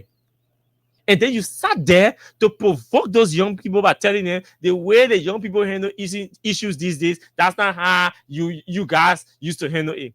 When just few months ago, you were here causing man, causing Lofa. Few months ago, you were threatening to kill Falabu. You were threatening to kill an immigration officer, a state officer, security officer. You threatened on the record to kill him. In fact, you walked to the police, to the joint security headquarters, and threatened an immigration officer at the joint security headquarters. You said you will kill him anywhere you see him. For you, that was the best way for you to handle that situation that you have with Falabu. And you didn't want to kill Falabu because he was an immigration officer. You wanted to kill him because he was doing the right thing. And you perceive him to be a sedition. So for that, for you, the requirement or the penalty for it was death, to kill him. The same men led forces in Malaysia, forces in Lofa, and killed Tamamomo and Benedict, the other fellow. He led Malaysia forces that stoned Tamamomo to death in Lofa. Today, he has not visited the home of Tamamomo to say sorry. They see me. Who on record, who you telling people in the Chiefs and airline came out saying, the man on our young people handle things these days, that's not how we used to handle it. But guess what? We are forwarding this audio to the legs of Jenny Carlin and the rest of the team in Grand Cape, man. Let them play the audio recording of Francis Jimani, the Minister of Internal Affairs, who were telling the Chiefs and elders that the way the young people handle issues these days, that's not how they used to handle it. And to you, Safar, and the rest of the folks, the colleagues who are protesting in Grand Cape, y'all need, it's good that you guys already have speaker. Y'all need to play the two recordings. The recording what Francis Jimani is telling the elders. He misled the elders and deceived the elders yesterday by telling the elders that the way you all young people are handling issues these days, that's not how they used to handle issues. So you need to play the recording for the elders to listen to Francis Jimani threatening to kill an immigration officer and causing man cause and power cause and all of that, and threatening to kill an immigration officer only because he perceived the officer to be a sedition. Certainly. So they can have an idea of the Minister of Internal Affairs that they are sitting with to negotiate. So you disprove him in front of your elders, sure, and make your elders to know that you are well-mannered than him. Look, Safa, this man has told your elders that the manner you guys are protesting in Kinjong is wrong. The manner that they use to protest Iran is the right manner. So let's compare the two manners. You have to take the two recordings to your elders and tell the elders, say, these are the two situations. Here is our protest. We came here with placards. They discharge live bullets at us and kill us and kill your sons and daughters here. We have not resisted. We've not done anything. We've not retaliated. They came back here to negotiate. You see us holding placards and chanting our songs. We're not throwing stones at them. We are not threatening to kill anybody. How many police officers and military officers you have down there? No, the people are more than them. But the people remain peaceful. But the Internal Affairs Minister is telling their chiefs and elders that you guys, the manner you guys are protesting in Kinjong, that manner is wrong. The manner that they use to protest is the right manner. What is the right manner? To form Lofa. They formed that Lofa Defense Force in Lofa. First, they formed that Lofa Defense Force in Lofa. Oh, is that the way? Is that the manner you're talking about that the young people should use? Is that the manner Francis Jimani is urging the young people to use? Is that the good manner to form Lofa Defense Force and take arm? Francis Jimani is saying he fought while he's an old rebel. Also, you want the old rebel to behave and sound the same way you sounded during the election? Francis Jimani is on record of insulting man cause. You want the young people to start insulting the Minister of Justice, the Minister of Labor, because you did so? The people who are protesting that, they are a mixture of United Partisans, the UCDC people, or Liberty Partisans, ANC Partisans. They are resident citizens of Grand Cape Mount. They have legitimate concerns. They are not saying operate outside of the collective bargaining agreement. They're saying the collective bargaining agreement, in as much as we are not 100% satisfied with the collective bargaining agreement, we need you to implement it. The thing you're saying, say on your road, say we can do this, we can do this, we can do this, we can do this. The two parties, the tripartite team agreed to the joint concession committee, the community people, and the company B Mountain. They all sat down and agreed on those terms that are in the collective bargaining agreement. All the people are saying, hey, just implement the agreement first. If there are other issues that we are displeased with, we'll still come back to you in a polite manner to ask you to please amend the collective bargaining agreement and include one X, Y, and Z terms in the agreement. We're not saying give us anything outside of this CBA. We are saying just implement the CBA. We satisfy. When we get issue, we will channel our issues to our lawmakers. But for now, just implement the CBA. That's all they're saying. Simple as that. It's very simple because the CBA was signed by all parties. But you discharge live bullets. You kill our sons and our brothers and sisters in Cape Town only because they say, please implement the CBA. That was an insult to our culture. That was an insult. That was a huge denigration to our culture. You wasted blood on our soul by killing our brothers and sisters who are going to protest. You are occupying their land. You say, give us a land, we will do X, Y, and Z. The health condition is poor. The hospital does not have any drug. The bathrooms are dirty, filthy, and stink. You refuse. You are underpaying it. You have more contractors and people have been on contract for over 1 year, 2 years, 3 years. They are just contractors. You don't want to give them permanent employment. You are manning our resources. You decide to relocate the people. You did not relocate them to our better homes. The few homes you pay, they do not have bathrooms. The people still have to go in the bush and in the nearby towns to ease themselves. Do you think those are decent conditions that those people are supposed to be living in? And they said, no, we are tired of these conditions. You have to go back to the collective bargaining agreement. The collective bargaining agreement has everything in it. It will give us decent bathrooms. It will give us health center. It will give us insurance. People go on the date. They pay there. On the man, they die. Their bodies stay there and get rotting. Nobody knows. Worst things are happening on that man. Our people are living in slavery, modern day slavery. People do not even have time to go for lunch. People are working, they're hungry, they go for lunch at the time the Turkish want them to go eat. They use them to work overtime. They don't pay them for overtime. They take them under the paid and leave without insurance. They get them machines to work with, no protectors, no head, no gears, protected gears. And if they are working on the machines and they sustain injury, they go and treat themselves, not on the expense of the company. These things are happening to our brothers and sisters in Cape Town. And you said nobody should talk about it because they are Turkish. So because they are Turkish, our brothers and sisters should die in slavery. They get paid nothing. These are labor issues. Yes, tell me that the CDC, the legislature, ratified the agreement, extending the agreement with 25 years. We are on record for not supporting that agreement. And we said what we had to say at the time the agreement was quietly submitted to the legislature. We're on record for saying what we had to say. But you see how the people protested. The people brutal act, all of them. But the thing is, even the term the CDC ratification address, the people are not living up to it. No, and that's why the people are protesting. I know there were a lot of things that changed when the CDC administration got involved. In fact, even the clinic that they saw, the school, and some other interventions were made because after the Unity Party had entered into that arrangement with the people, absolutely nothing was happening. Natural resources was being extracted from the people, and then the people are living in poverty. You know, it hurts to see that God has endowed people with so much riches, And then when you go among them, they are the least of human beings you see around.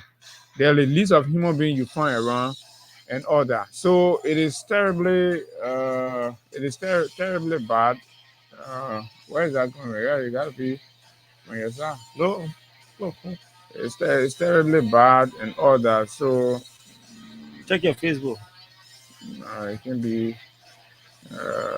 Probably something open there. Oh, check this one.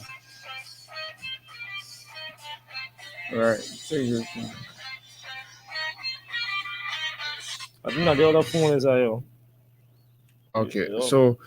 so yeah, like we are saying. So if the government is intervening now, let's assume that the company has tried to be unscrupulous, right, and doing things that central government is not aware of, in terms of fulfilling a side of the bargaining. What is the it is the CC, the development agreement that was signed and all that, or other memorandums that were entered into.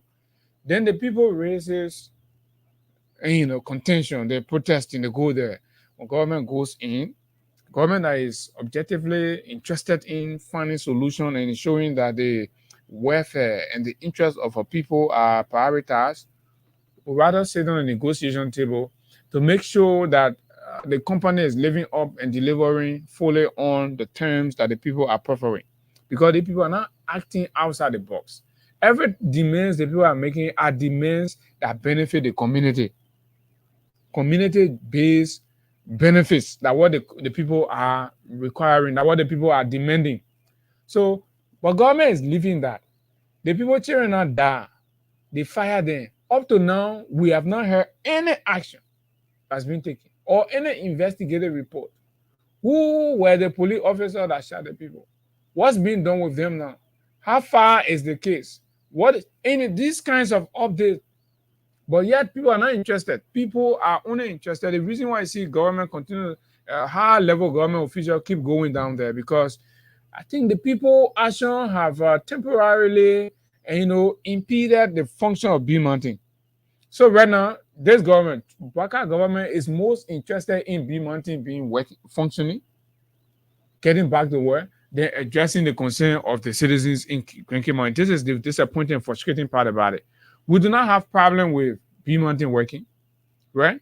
I saw a PR publication where Bill Mountain is saying some 400 people are going to be laid off because there's a portion or there's a town there, they have closed that mine and all that. Save us all that thing.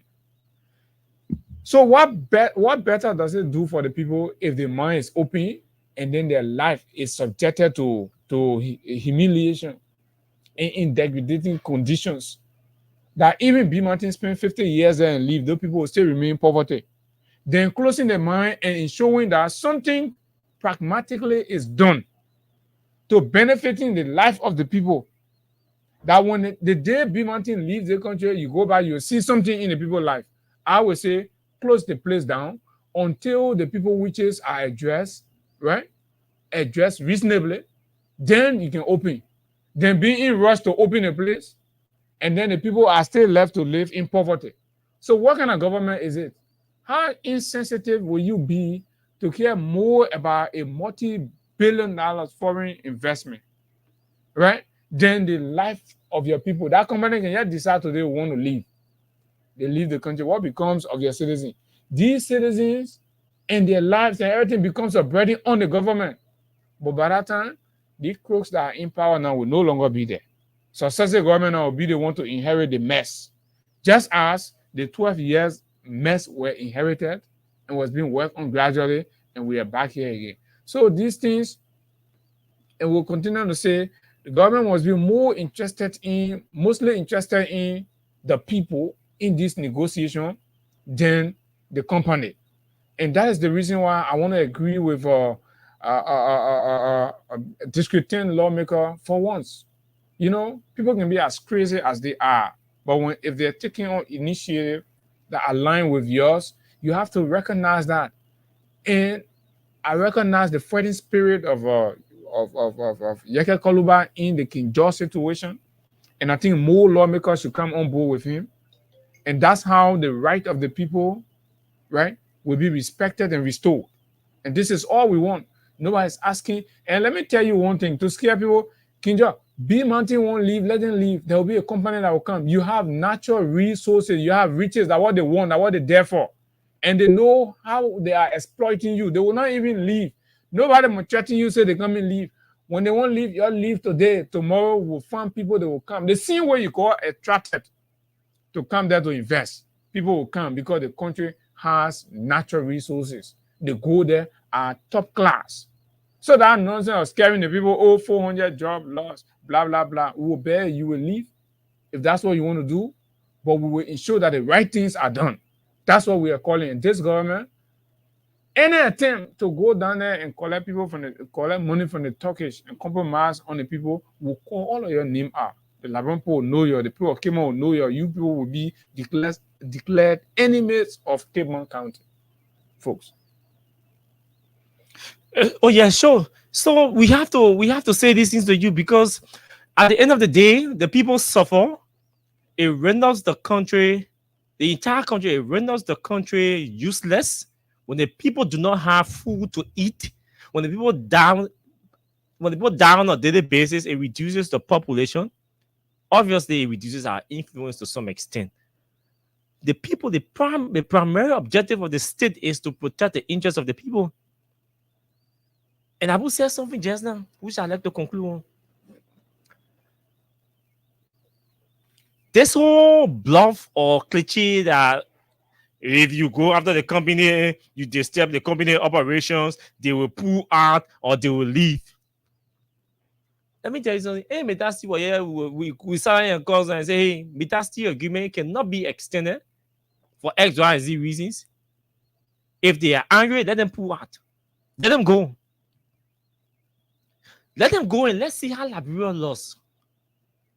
Or let's see how Liberia loses anything. Let them go. Let them say we are leaving, we are pulling out because Liberia or Liberians pressure the legislature not to extend our agreement. Where are they? The agreement was not extended. Are they still here? Have they left? These will come here to threaten you for your own natural resources that they need, that they cannot live without. They cannot live without. Those people are business people, they are investors. They need our natural resources to survive, to grow, to expand, to maximize profit. They cannot live without our natural resources. And they know that this is a fact. Why do you think people are being censored on Ryan and HPX is so desperately in need of coming? They have multi-user rule permit, multi-user rule agreement. But that's still not won't give it to HPX. And they say they will put out when the poor will take HPX. The poor will take HPX. When HPX say because you're costing now, okay, the money will get will not give it to you, we'll go to Guinea. Then go Guinea and go build a road that will transport our post to Guinea to Guinea and Senegal and carry it. Then they go do that to build a road. Since they have all the money and Africa needs the money. Why are they here competing with Metasti for to use the rail? Our road that is even underdeveloped compared to other countries. Why are they here competing? They will not leave. They will not leave. They need us to survive. The West cannot survive without Africa's resources. So don't be afraid. They say, oh, they will leave the country. So there is nothing to be afraid of. The company B Martin has caused and is still causing a lot of damages to this country than what we're getting. B Martin is benefiting a lot in billions than what we as a country has gotten. B Martin they're spoiling our roads. They plow our roads with their heavy duty equipment on a daily basis. They spoil our roads. They bring in their chemicals. They get duty free on the chemicals. They pay nothing on those dangerous chemicals they bring in our country. They plow our streets in broad daylight with those dangerous chemicals. In case there is an explosion, what happens to our people? They plow the street in broad daylight, transport those dangerous chemicals to Kinjo. Our people are there working. No insurance, no health benefit. They die and get nothing when they die on the job. The pay is so indecent to the extent that even a sales grader will not want to settle for that job if he or she has another option, because of the dangerous nature of the job the people do there. The lawmakers, some of the lawmakers want to be mountain. Do you know that they refuse to drive down in the mount itself? Where the money they go? The broker say, okay, they cannot go. None of them say they go in there. But it's important that you put those lawmakers, take Francis Yimani and Councilor Oswald and Gregory Como, put them in car and let them drive down in the mine and see where they got those guys are money. Let them go there and see the people that are working there. Let them go there and take pictures of the people that are working there. Let them see exactly how that place is built. And in the danger that Grand Cape County Kinjo is rested on. Let them go there. You sit now in the air conditioned office of the company and say you go to the town hall, you have meeting and the situation is solved. Go there and assess the practical condition of the people. Interact with the situation. Have a practical understanding of what is happening down there. How deep those guys have dug in Kinjo. Go and see. They have dug Kinjo over 100 feet. Money. I'm saying this. And we have pictures, we have videos. These lawmakers, these government officials, these members of the executives, they cannot go down there. They can't go there. None of them have drove down to see. They both have rules going through that place, rally on the side of the mountain. They're going down in hole. Go there and see. Then put them on those machines, carry them down. Let them see the people who are there working. No gloves, no protective gloves, no helmets, no boots, safety boots, nothing. The ones that have safety gears, they bought them themselves and using them. For a multi-million-dollar company mining our gold in Diamond. You did not only go the money from that place. You did not only go in Kinjo. You did not only go the money. So the people are enriching themselves. It should not be at the detriment of those people. Those supposed to be earning at least $1,000 every month down there. That's the least they should be earning down there. Employees, contractors should be earning at least $500 every month. That's the least people should be paid down there. Because the company is earning millions on a monthly basis. A company that is making millions per month is paying people $150, $250, $500, and you think the people are supposed to sit and allow that? And that million you're even estimating is because the people are understating the value of the gold they take from the place. People stealing from this country here on an industrial level, and all of you won't be. I think you know why the country is poor, because most of you are so poor in your mind that when somebody giving you fat thing, you think, oh, let me be protecting the war, and stuff. You got to stand for something. The war is a space where you have to stand up. You got to raise your voice. Especially as a county and a people, you sit there and you are passing all in Monrovia begging, and you from a very rich county, and somebody is there, right, extracting your riches on a daily basis, and they think they have to give you peanuts. You must settle for it. When few men of courage wake up to say the right things must be done, and then you get compromised government officials that will go in and try to mesmerize the elders, blindfold them, and lie to them, deceive them again, and put them back in the cycle of that exploitation. Because this is, extreme exploitation that's going on in Kinjo. At the end of the day B Mountain leaves that place, you're going to have a big hole in that place, and the life of the people will be backward, no good health care, no hospital, no schools for the people. A multi-million-dollar company like that could even put a technical vocational school there, state-of-the-art technical vocational schools that people from Cape Mount will be benefiting from generation after generation. You have plumbers coming from that place. You have electricians coming from there. Masons coming from there. A guy sent me a video and picture. That will benefit the people of Cape Mount greatly. I wish you sent me I've forgotten his name, but somebody sent me a video and picture from Kinjo where a police officer ERU officer is being reduced to a driver to the extent that he washes the vehicle of the general manager. ERU officer, he driving the general manager and washing the main vehicle. Exactly, but that's The why I person tell you send me about the mind picture, of the people. If but that I ERU officer forgot it. know himself, he will not be doing that. The person's name. So I wish the person can just send me her. I will be able to get the picture and show you some of you and share them on our platforms so you see what's happening in Kinjo. Imagine an ERU officer is being reduced to a car washer and a driver. Just imagine ERU officer. I just forgot the person's name, so I can't pull the picture out. I hope that person is listening to just send me her so we can be able to get the picture of yeah.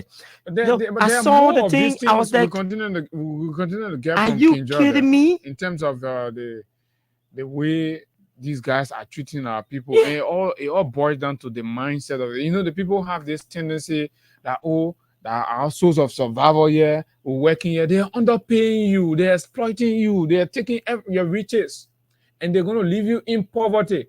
All of you working to that B Mountain now. B Mountain ceases now, right? You cannot sustain yourself for the next 3 months. All the years you've been there, that's a complete exploitation. But you know how many millions B Mountain is making out of that place? Millions. They're making out of that place. And then you send a man to go negotiate. The man is not interested in negotiating for the welfare of the people to improve or the country to get better than what it is, but rather he's most interested in B Mountain operation continuation. Because that's where they're getting rich. And that is why we told our colleagues, our brothers and sisters in Cape Mount, not to allow Deba Island to enter Grand Cape Mount County.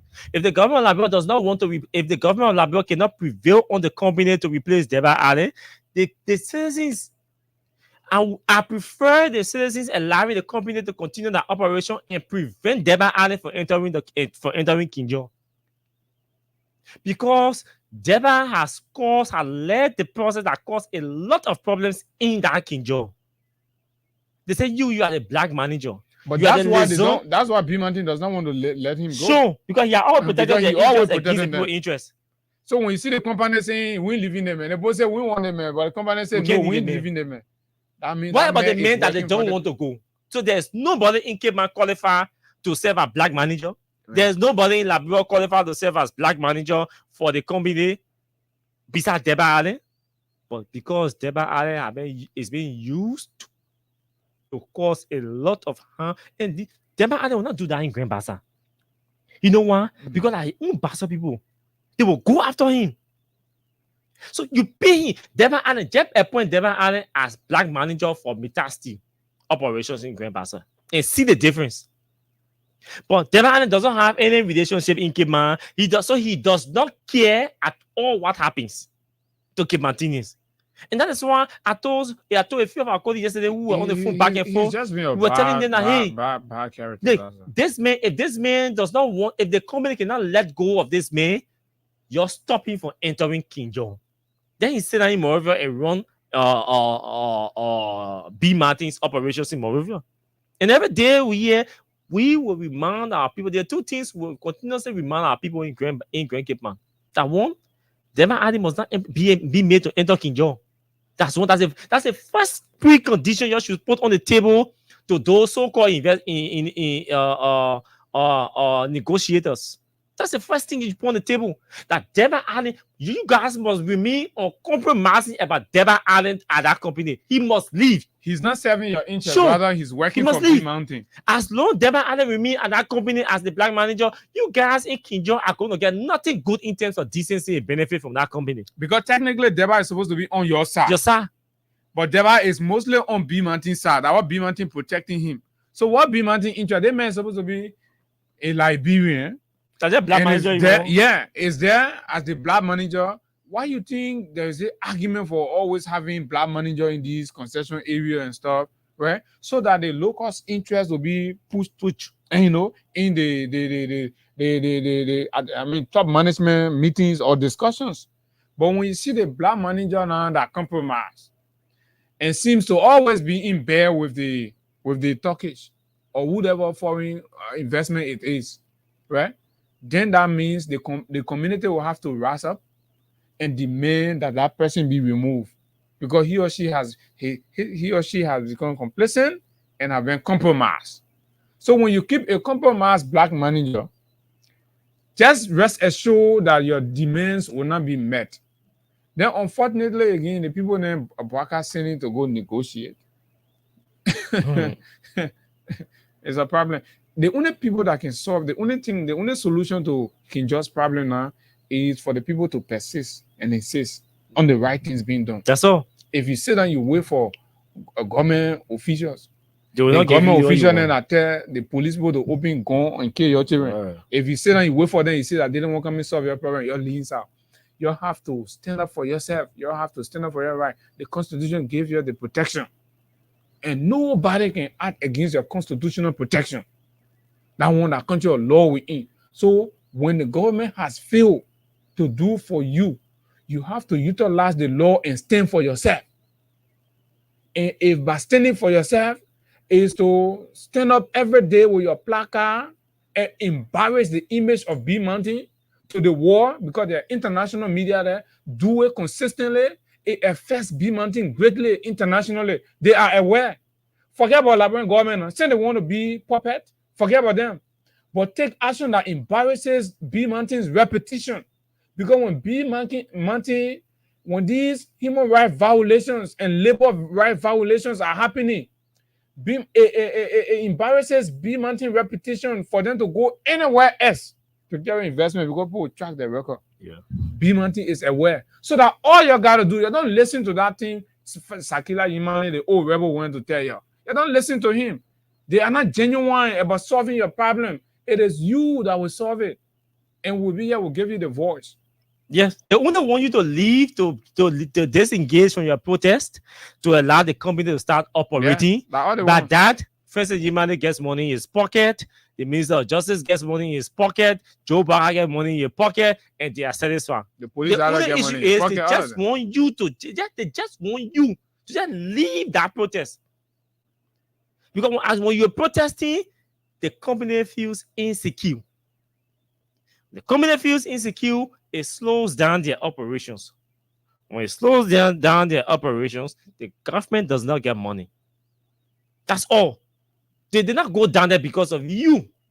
They went there because of the company's operations. That's all. That's what they went there for. So if you sit down and are stupid and allow these people to go and convince you to leave your protest without getting what you desire, what the CBA calls for, when you start another protest or not, we will not stand with you all.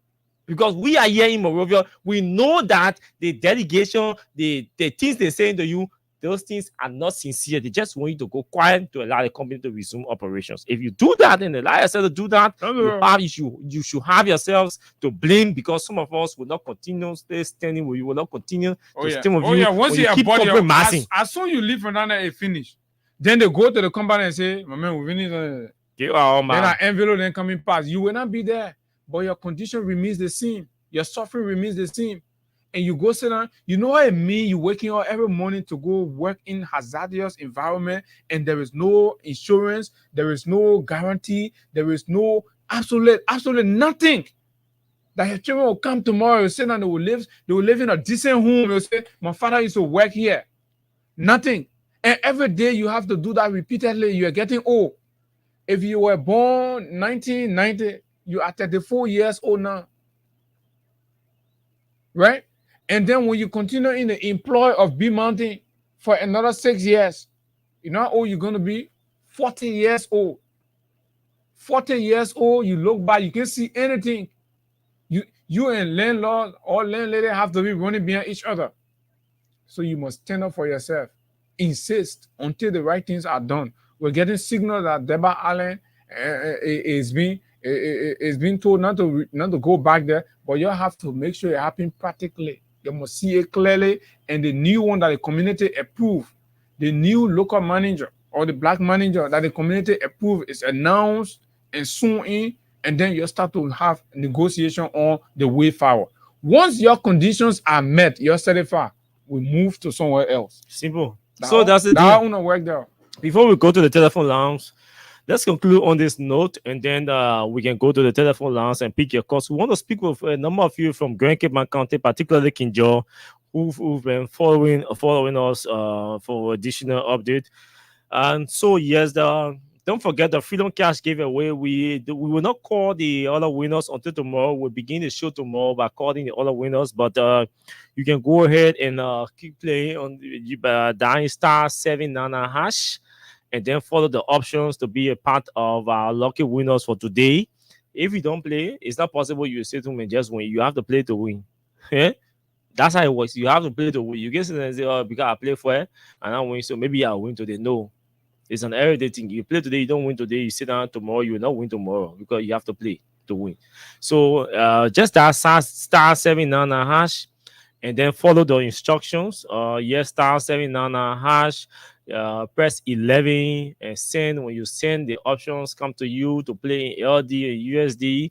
You press 2 to play in LD, and you press 1 to play in USD, and then you press send.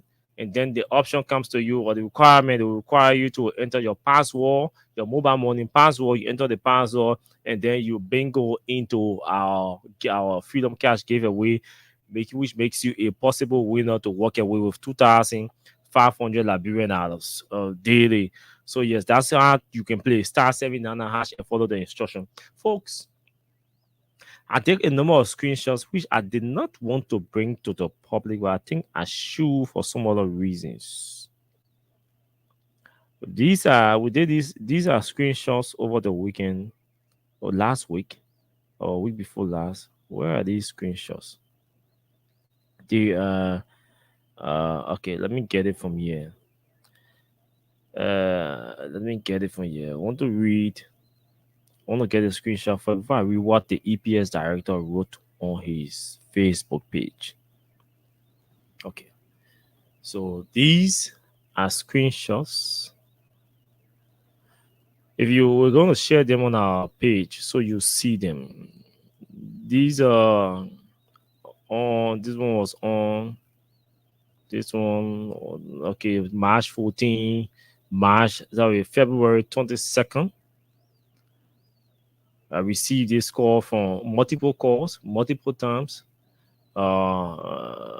from a strange number, unknown number. On the 22nd, the person called and insulted, issued threats for about 17 seconds and dropped the line. On the same 22nd, the person called by 7:02, and then on the same 22nd February, the person called by 8:16 again, 29 seconds, insulting, threatening. And then when I saw the string call, the unknown number again calling by 8:33, I didn't answer. The person called by 8:36, I didn't answer because I already answered strange number with insults and threat. I didn't answer. 8:37, the person called again, I didn't answer. Apparently, the person said, okay, let me wait again, let me give it space. That was February 22nd. On the 14th of March 14 again, the person decided to call. 30 seconds, I answered the call. 30 seconds, the person started insulting and ended the call. And then the person called back, but that was about 2 o'clock. And then by 8 again p.m., the person called for the 1 second, insulting again and threatening. And then the screen's number? Unknown number. Oh, okay. Unknown number. The number is not shown as an unknown number. So these are the different screenshots of the different times the person kept calling. It's a male with huge voice, kept calling and issuing threats. And the government people. There's something particularly the person said. That's why I even decided, just me, we have received threats, calls. We have even received messages. It come from them regularly. We have even received messages through Messenger or SMS on normal occasion. Maybe really or Abu, that normal thing for us to consider the normal things because we know that we are criticizing people, right? So we expect that people to will criticize us or maybe other angles say some things. But and it's not even the criticism, but the threats. To show. When it reach a point where you start calling people on a new number to issue, when you call me on your number, it means you are not hiding. Right? When you use a Facebook account and send text, it means you're not hiding. Mm-hmm. But when you go on Noon No More and start to issue threat against everybody at Freedom FM, to the extent that the fellow said, I know where KOK lives. No, he said, I know his Johnsonville house. Eh? When the person said, I know his Johnsonville house, I know that Abu is in Jacobtown. I know where to find, I know where to find Jacobtown. I know where AB lives on the highway. So it means this person has been tilting us and is aware of where we live. So it becomes an issue now. That's So, okay, exactly what they're doing. sure. We say, okay, so since this is where it has reached, it's important that we run through it small. So the public can we're not saying this because of state security and because of the police to intervene. No, we're not asking police intervention, and we are not asking the state security to intervene. We're saying this for you, our audience, because you go first. You can more protect, or you can better protect us than the state security. Why are we saying so? Let me read for you what the EPS director posted on his social media page. Let me read for you what he posted on his social media page. The EPS director. We're in serious measure. Okay, let me come here quickly. Just bear with us. It's very important. We're bringing this because we're about to take our own decisions that will be unannounced. It will not be in the public. Yeah. So this is what the EPS director posted on his Facebook page. He said, the shoe is on the other foot. Don't cross the red line. This is Liberia's EPS director, Sam Gay Ratting. The shoe is on the other foot. Don't cross the red line. This is the EPS director. You see?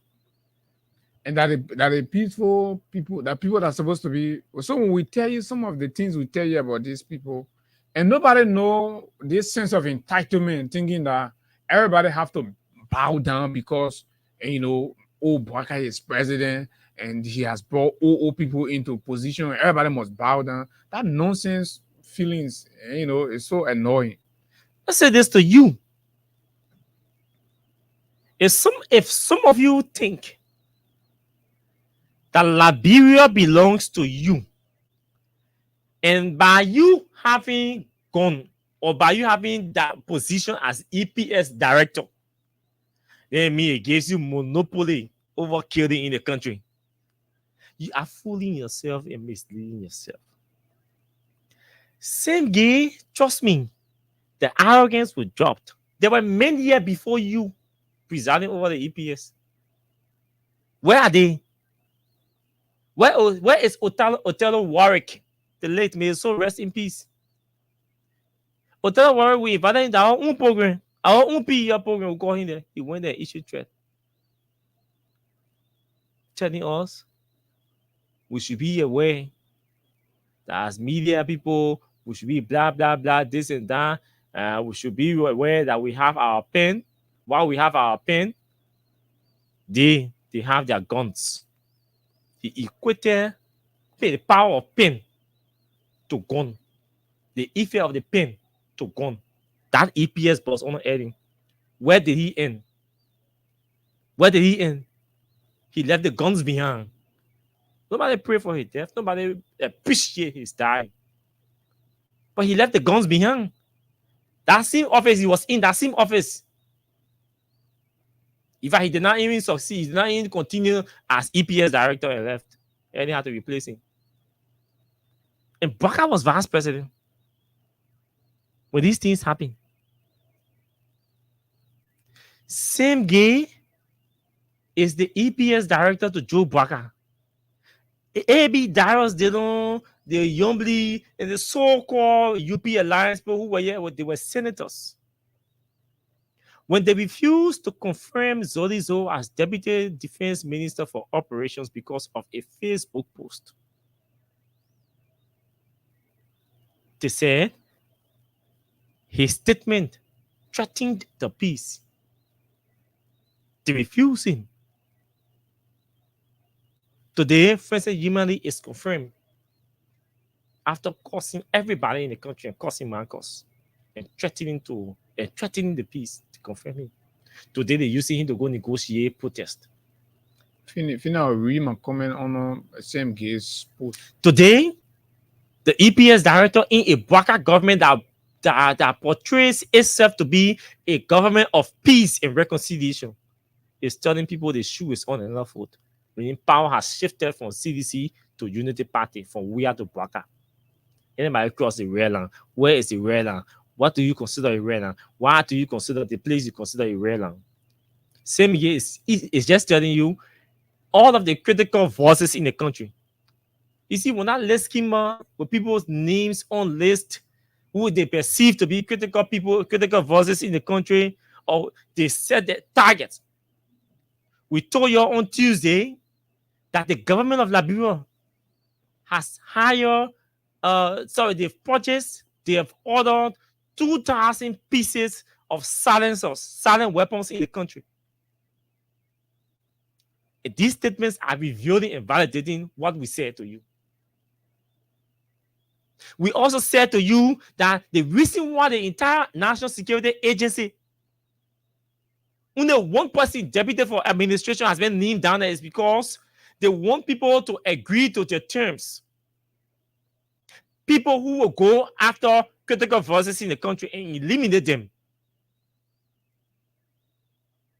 So anybody who does not agree, or who does not seem to be agreeing with their terms, or maybe with their condition, they either delay your appointment, or they refuse, or they put your list one side. So the whole country is running without an effective national security agency. The NSA is running by itself on its own because there are people, they want people who agree to the terms. 2,000 silent weapons in the country. To do what with 2,000 silent weapons in the country when the EPS director is issuing threats against critical voices in the country? And this is where I get angry and provoke and say some things, and some of you do not like us to sound the way we sound. Look, the best thing a man has to his authority is his voice. And that voice does not become useful and influential. That voice does not get used if he or she does not have life. So anybody that feels attacked, that feels haunted, that person finds a way to fight back. Even if it costs his blood, that person finds a way to fight back. And some of you say we should not sound the way we sound. When the evidence is glaring that people are targeting critical voices in the country, you say we should not sound the way we sound.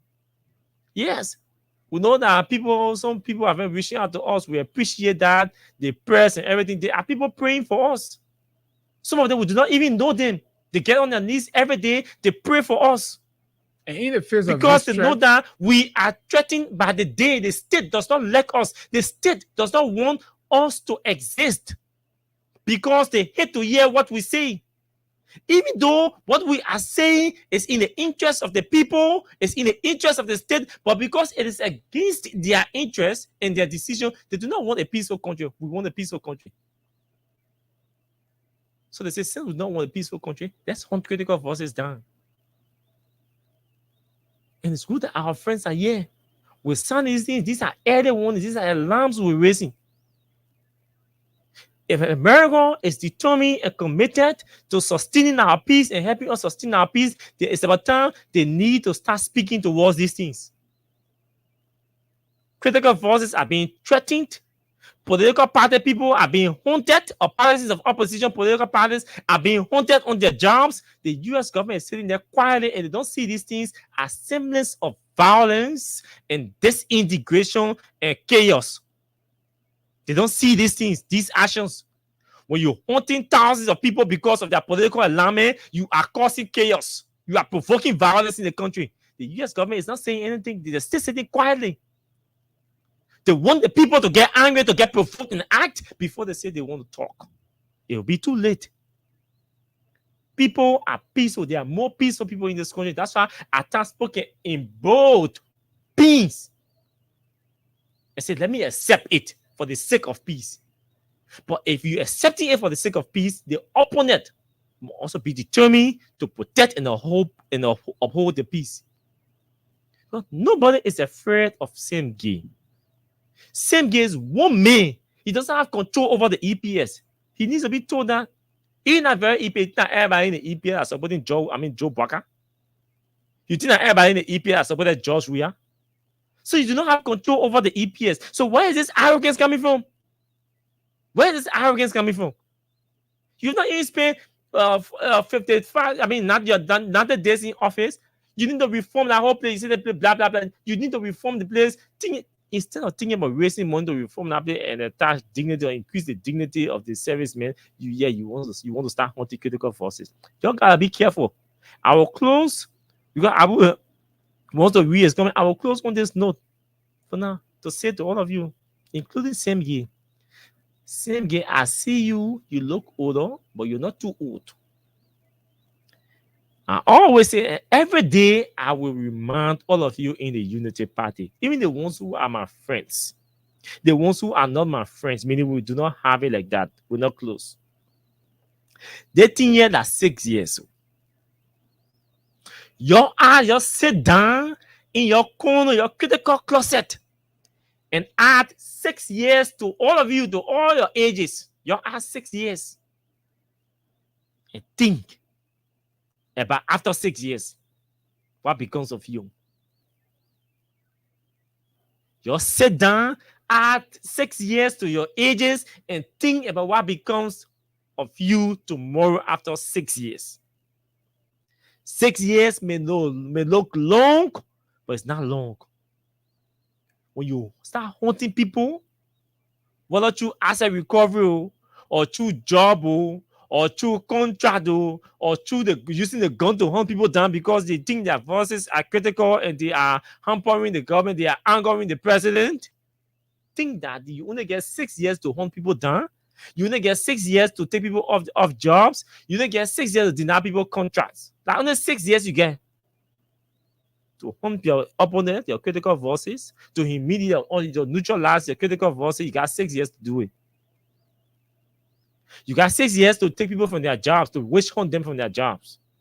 You got only 6 years, just 6 years to do these things. After 6 years, there'll be a new regime. If Baraka ain't be alive, he will not contest. If you contest, you will not get re-elected. So you just add 6 years to your ages.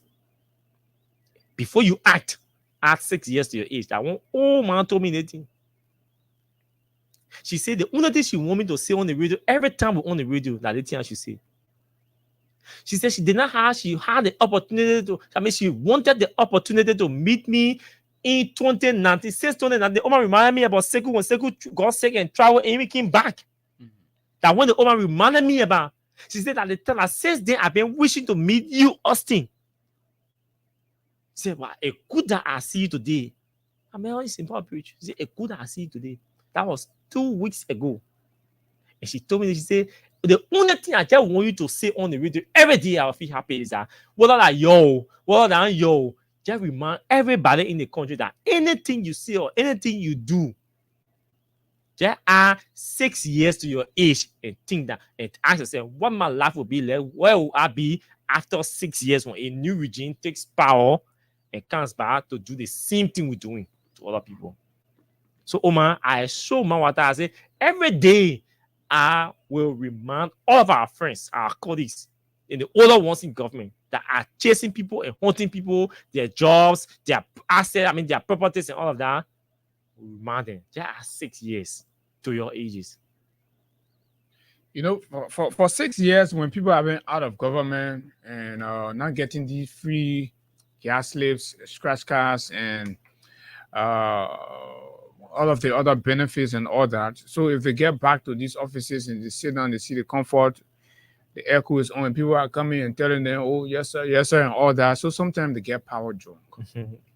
It is only maturity and professionalism that still, and keep you calm and keep you very, very circumspect on everything you do or things you say, and decisions you make, and the way you even utilize your social media and all that. So I'm not entirely disappointed when I see people like Sam Gay abuse the social media and abuse their very offices.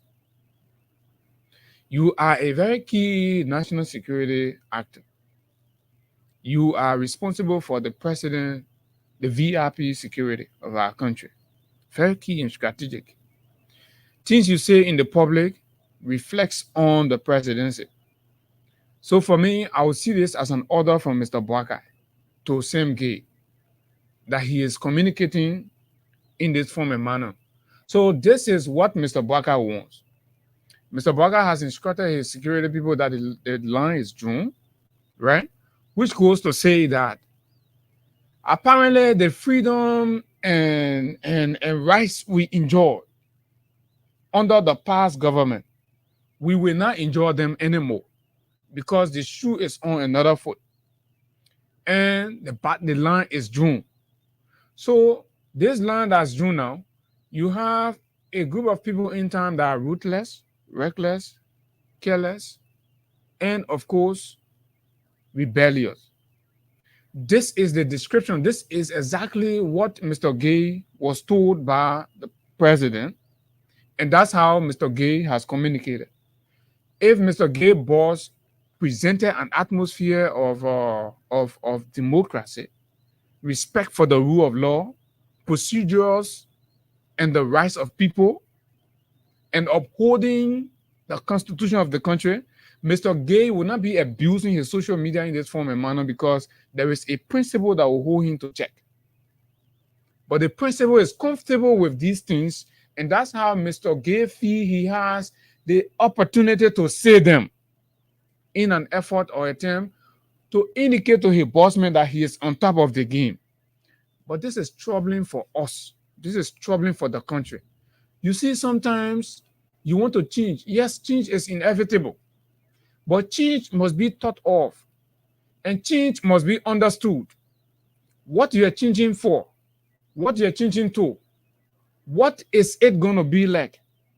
You see, we just jump, we change the country. Instead of changing the country for progress, we have changed the country for retrogression.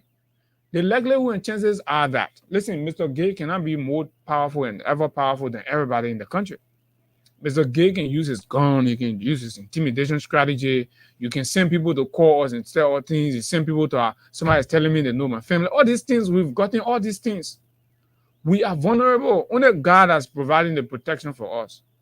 And we've chosen to do this because we know governments have the tendency of caring only for themselves and abandoning the wishes of the vast majority of the people when government are contrarily constituted for the well-being and welfare of the people.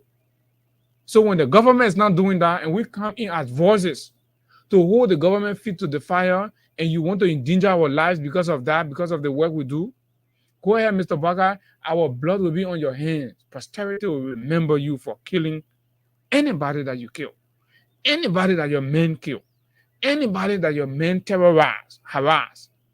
We have a right to our space and you must protect it. The Constitution is clear. We must be held responsible for everything we do. We are cognizant of that. And you must use the law to prosecute if you think or you feel offended by our utterances or our broadcast content.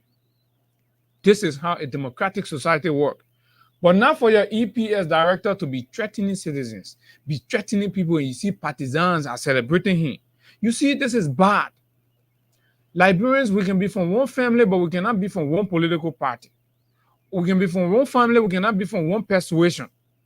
So if because you are from this political persuasion and you celebrate a reckless and irresponsible comment from a security personnel because he's from your side, you are approving and celebrating danger in the life of a family member, a relative, or a friend. That's how small-minded some of you are in this whole politics. Tomorrow, if your brother or your sister or your cousin is killed, right? It's killed because somebody in the government thing and feel they are doing a job that exposing the government, and you celebrate because you're from Unity Party, is bad. These are the things that took the country to war. You think all of us will sit down with 4 our hand for one same gay with fear looking and for one same gay to kind of threaten everybody? Just start that kind of thing. Then you can make people start saying and say, oh, easy. So you gotta stop it. Right? You gotta stop it. I think we have to take former Solicitor General. Let me see, that's it, yeah. SG Serena Sivas. I'm sure you're listening to the show and you want to contribute, sir. Good morning. What the show is about? Oh, okay. So that means I will call you back, Chief. I thought you were following the program as we're holding them. But yeah, so lastly, this was my comment on Mr. Gay's post. I said, empty talk, man. This is equal to empty talk, understanding the framework under which we are operating. For one man to just wake up and threaten everybody, it's an empty talk. Why? Because this is a country of law, not men. Under an atmosphere where men are superior, then this comment by Sam Gay will make sense. Will fighting or threaten or fear anybody. And of course, I expect you should know this better, Mr. Director, and stop threatening the very people you are receiving pay to protect. You all in the security apparatus, the AC you put on, the scratch card you get, it's from the taxes of the poor masses. And you use these things to threaten the very same people. Who are you? Where did you get the training from? What professionalism do you bring to public service? And you think you're supposed to be a good man by threatening the very people you're supposed to protect. I mean, that's all I can say. Folks, so we go to the telephone lounge and pick your calls, but don't forget our Freedom Cash giveaway is on. And so tomorrow we're going to announce the winners. The show, and for those of you who are playing, you only have 10 minutes to play and be a winner. Anything outside that, it means you have to wait and play tomorrow or play for the next announcer that will come in. Okay? And so that's what it is. So we have we'll call the first 1, 2, 3, 4, 5 winners. There are 3 other winners that year. Maybe we'll just call them before leaving the show, and then so we can create space for us tomorrow. And so, but because as we speak, we cannot do additional job because we've not reached that level, that threshold. So the more you play is an opportunity for us. Once we do a draw, it means there is a winner. It's not possible to do a draw and no winner. So we do a draw 10 times, I mean there will be 10 winners. If we do a draw 20 times, there will be 20 winners. If we do a draw 30 times, there will be 30 winners. Once we do a draw, so it's an opportunity for you to play and be a part of the winners today. Let's go to the telephone lounge on 0776 104 104 and 0886 500 104. Those are the 2 main numbers to call and be a part of the show. Our WhatsApp number is also active on +231 886 500 104. Those are the 3 main numbers to call and be a part of the show. We take 3, that's 9 calls on the 3 numbers, the WhatsApp 3, the Orange 3, and the Lone Star 3. And then if we still have time to squeeze 2 more in, we'll use that to do it. Or we call the last 3 in the winners for the Freedom Cash giveaway today. So let's go to the telephone lines and speak with these individuals. Good morning to you. Good morning. You are first caller. Let's hear you. Hello. Okay, the person ready here. Let's hear this person. Good morning. Yes, good morning. Let's hear you. My name is Jackson Dale, and I do join you from diesel district level. Okay, Jackson. Yeah, I want to speak on the topics that get to do with Senke threatening the peace of our country. You know, what I want to tell Senke is that Senge is not the only person that know about arm in the country. They forgot to know that some of us we were born before the 14 years civil crisis that went on in Liberia.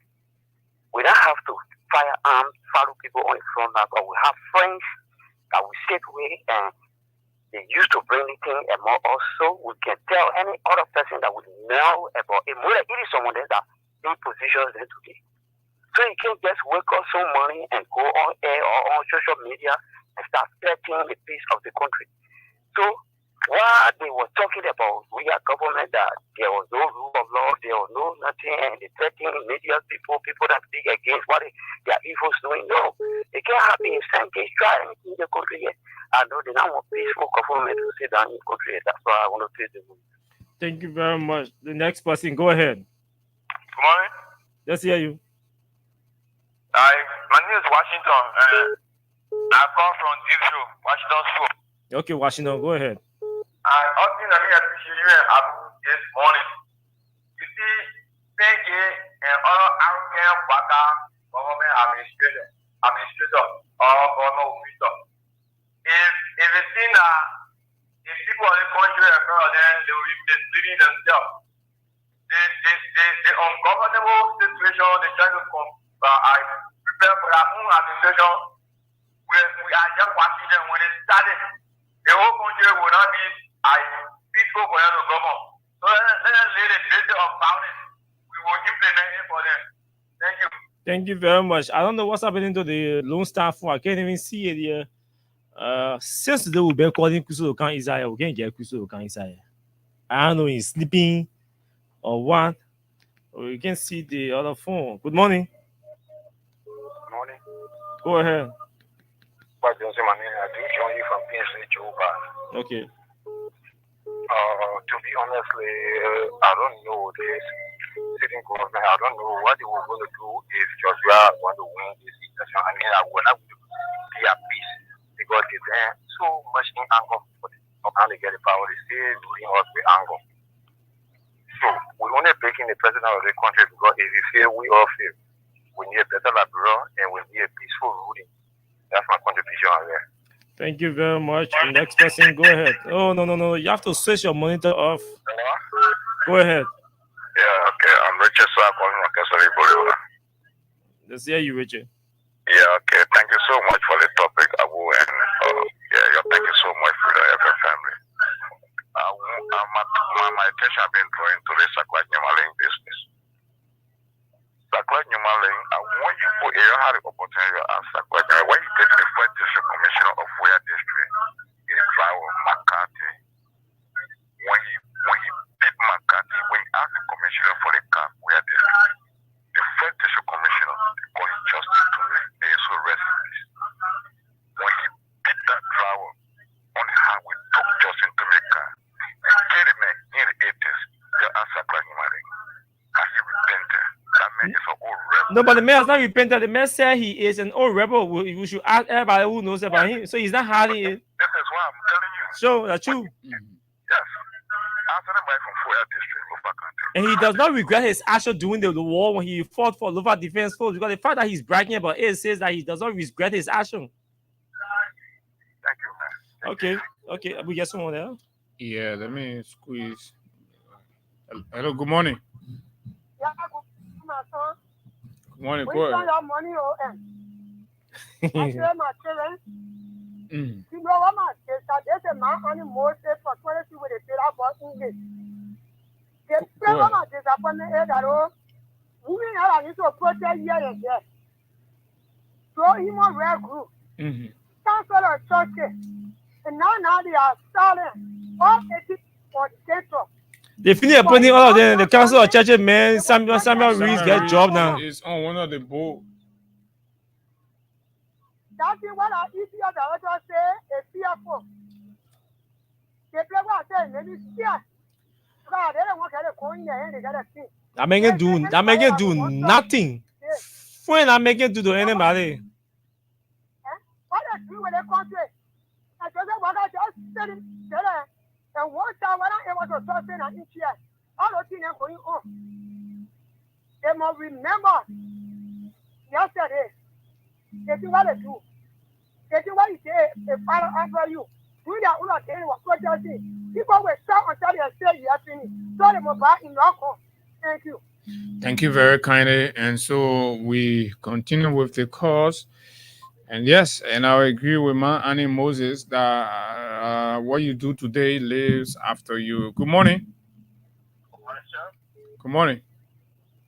Yes, I'm Joseph Jones, and I'm calling from District 11. Go ahead. Thank you for saying. Thank you. Okay.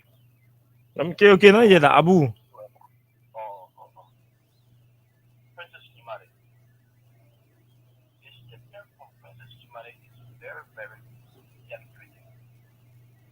Princess Kimari, during the campaign, Princess Kimari strengthened on peaceful law was an officer. And Princess Kimari said that he is a rebel. And his own record of killing people doing war to the Yoruba people. And for Wakatu, the point Princess Imani as the Ghana Affairs Minister is very, very frustrating. How can this fellow handle issue internally in our country? If this man says that he killed the law enforcement officer, can spearhead the internal affairs ministry. For me, I see it is very, very useful to our country. Oh yeah, and I agree with you. Thank you very much. And these were the things. Austin, the country is so divided, and the most frustrating thing about it is the fact that we're not seeing any practical action from the government stand to preach messages of unity and reconciliation. But in their action, in their utterances, they are divisive, they are discriminatory, and this is bad for our country. Like the caller said, assuming Mr. Weah had gotten re-elected, with the level of anger that's among the Union Party and the Joseph Boakai fanatics, it's like the war Mr. Boakai spoke about who have happened. Because now they won the election, but they're even more angry than people who lost the election. Listen to this lady, former Foreign Affairs Minister Olubangi Akiredi, leveling accusation of hate speech and provocation in Liberian politics. That's the conversation she's having. And this lady is blaming former President Weah, right, of recently promoting his hate messages and engaging in provocation. I don't know what's the reference or the particular point she speaks to. One of the person quoted her rightly. Right? So, but my thing here, my attention now is the lack of objectivity in this conversation. To be a stateswoman, a statesman, right? You come from that adversary position where you sit down, your status in life now, you want to correct society so that society will remain on track. This issue about hate speech, each of the sides can be held for it. Mr. Boakai, we have recordings here. Mrs. Madam Olubangi Akiredi, we have recordings of Mr. Boakai that we can play, supporters of Mr. Boakai comments that we can read for you. So you will know, are these tantamount to hate speech or provocation? But the country is so divided. Everybody think they got to protect their own party. They got to chew jab at the other party. They got to talk the other thing about the other party. And when we see state people, state women, men and women, stooping low to the division, the political division, and then we are left with no hope. Where's the hope? The people that must be coming in between are taking sides, are being less objective and fair, imbalanced to the conversation. This is dangerously risky for our country. And that is why we will continue to play our part as the media, those of us who are perceived to be the critical voices. We will do that with utmost respect for the state. And we will not hesitate to compromise those who select to do the wrong things. That thing do not juggle. I see what you're doing on there. There in the show said, out there, probably start the money bar. So, folks, thanks for being there. That one I get jokes. Thanks for being there. Tomorrow we'll continue on other issues, and the other one, we'll say bye bye.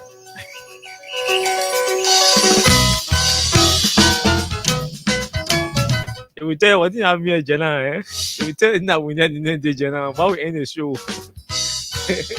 We in that other place, but our partner, we're not in that other place. So we go. We just having some kind of conversation. You can't be in that other place. But we'll see you tomorrow. Yeah, we'll see you tomorrow. Yes.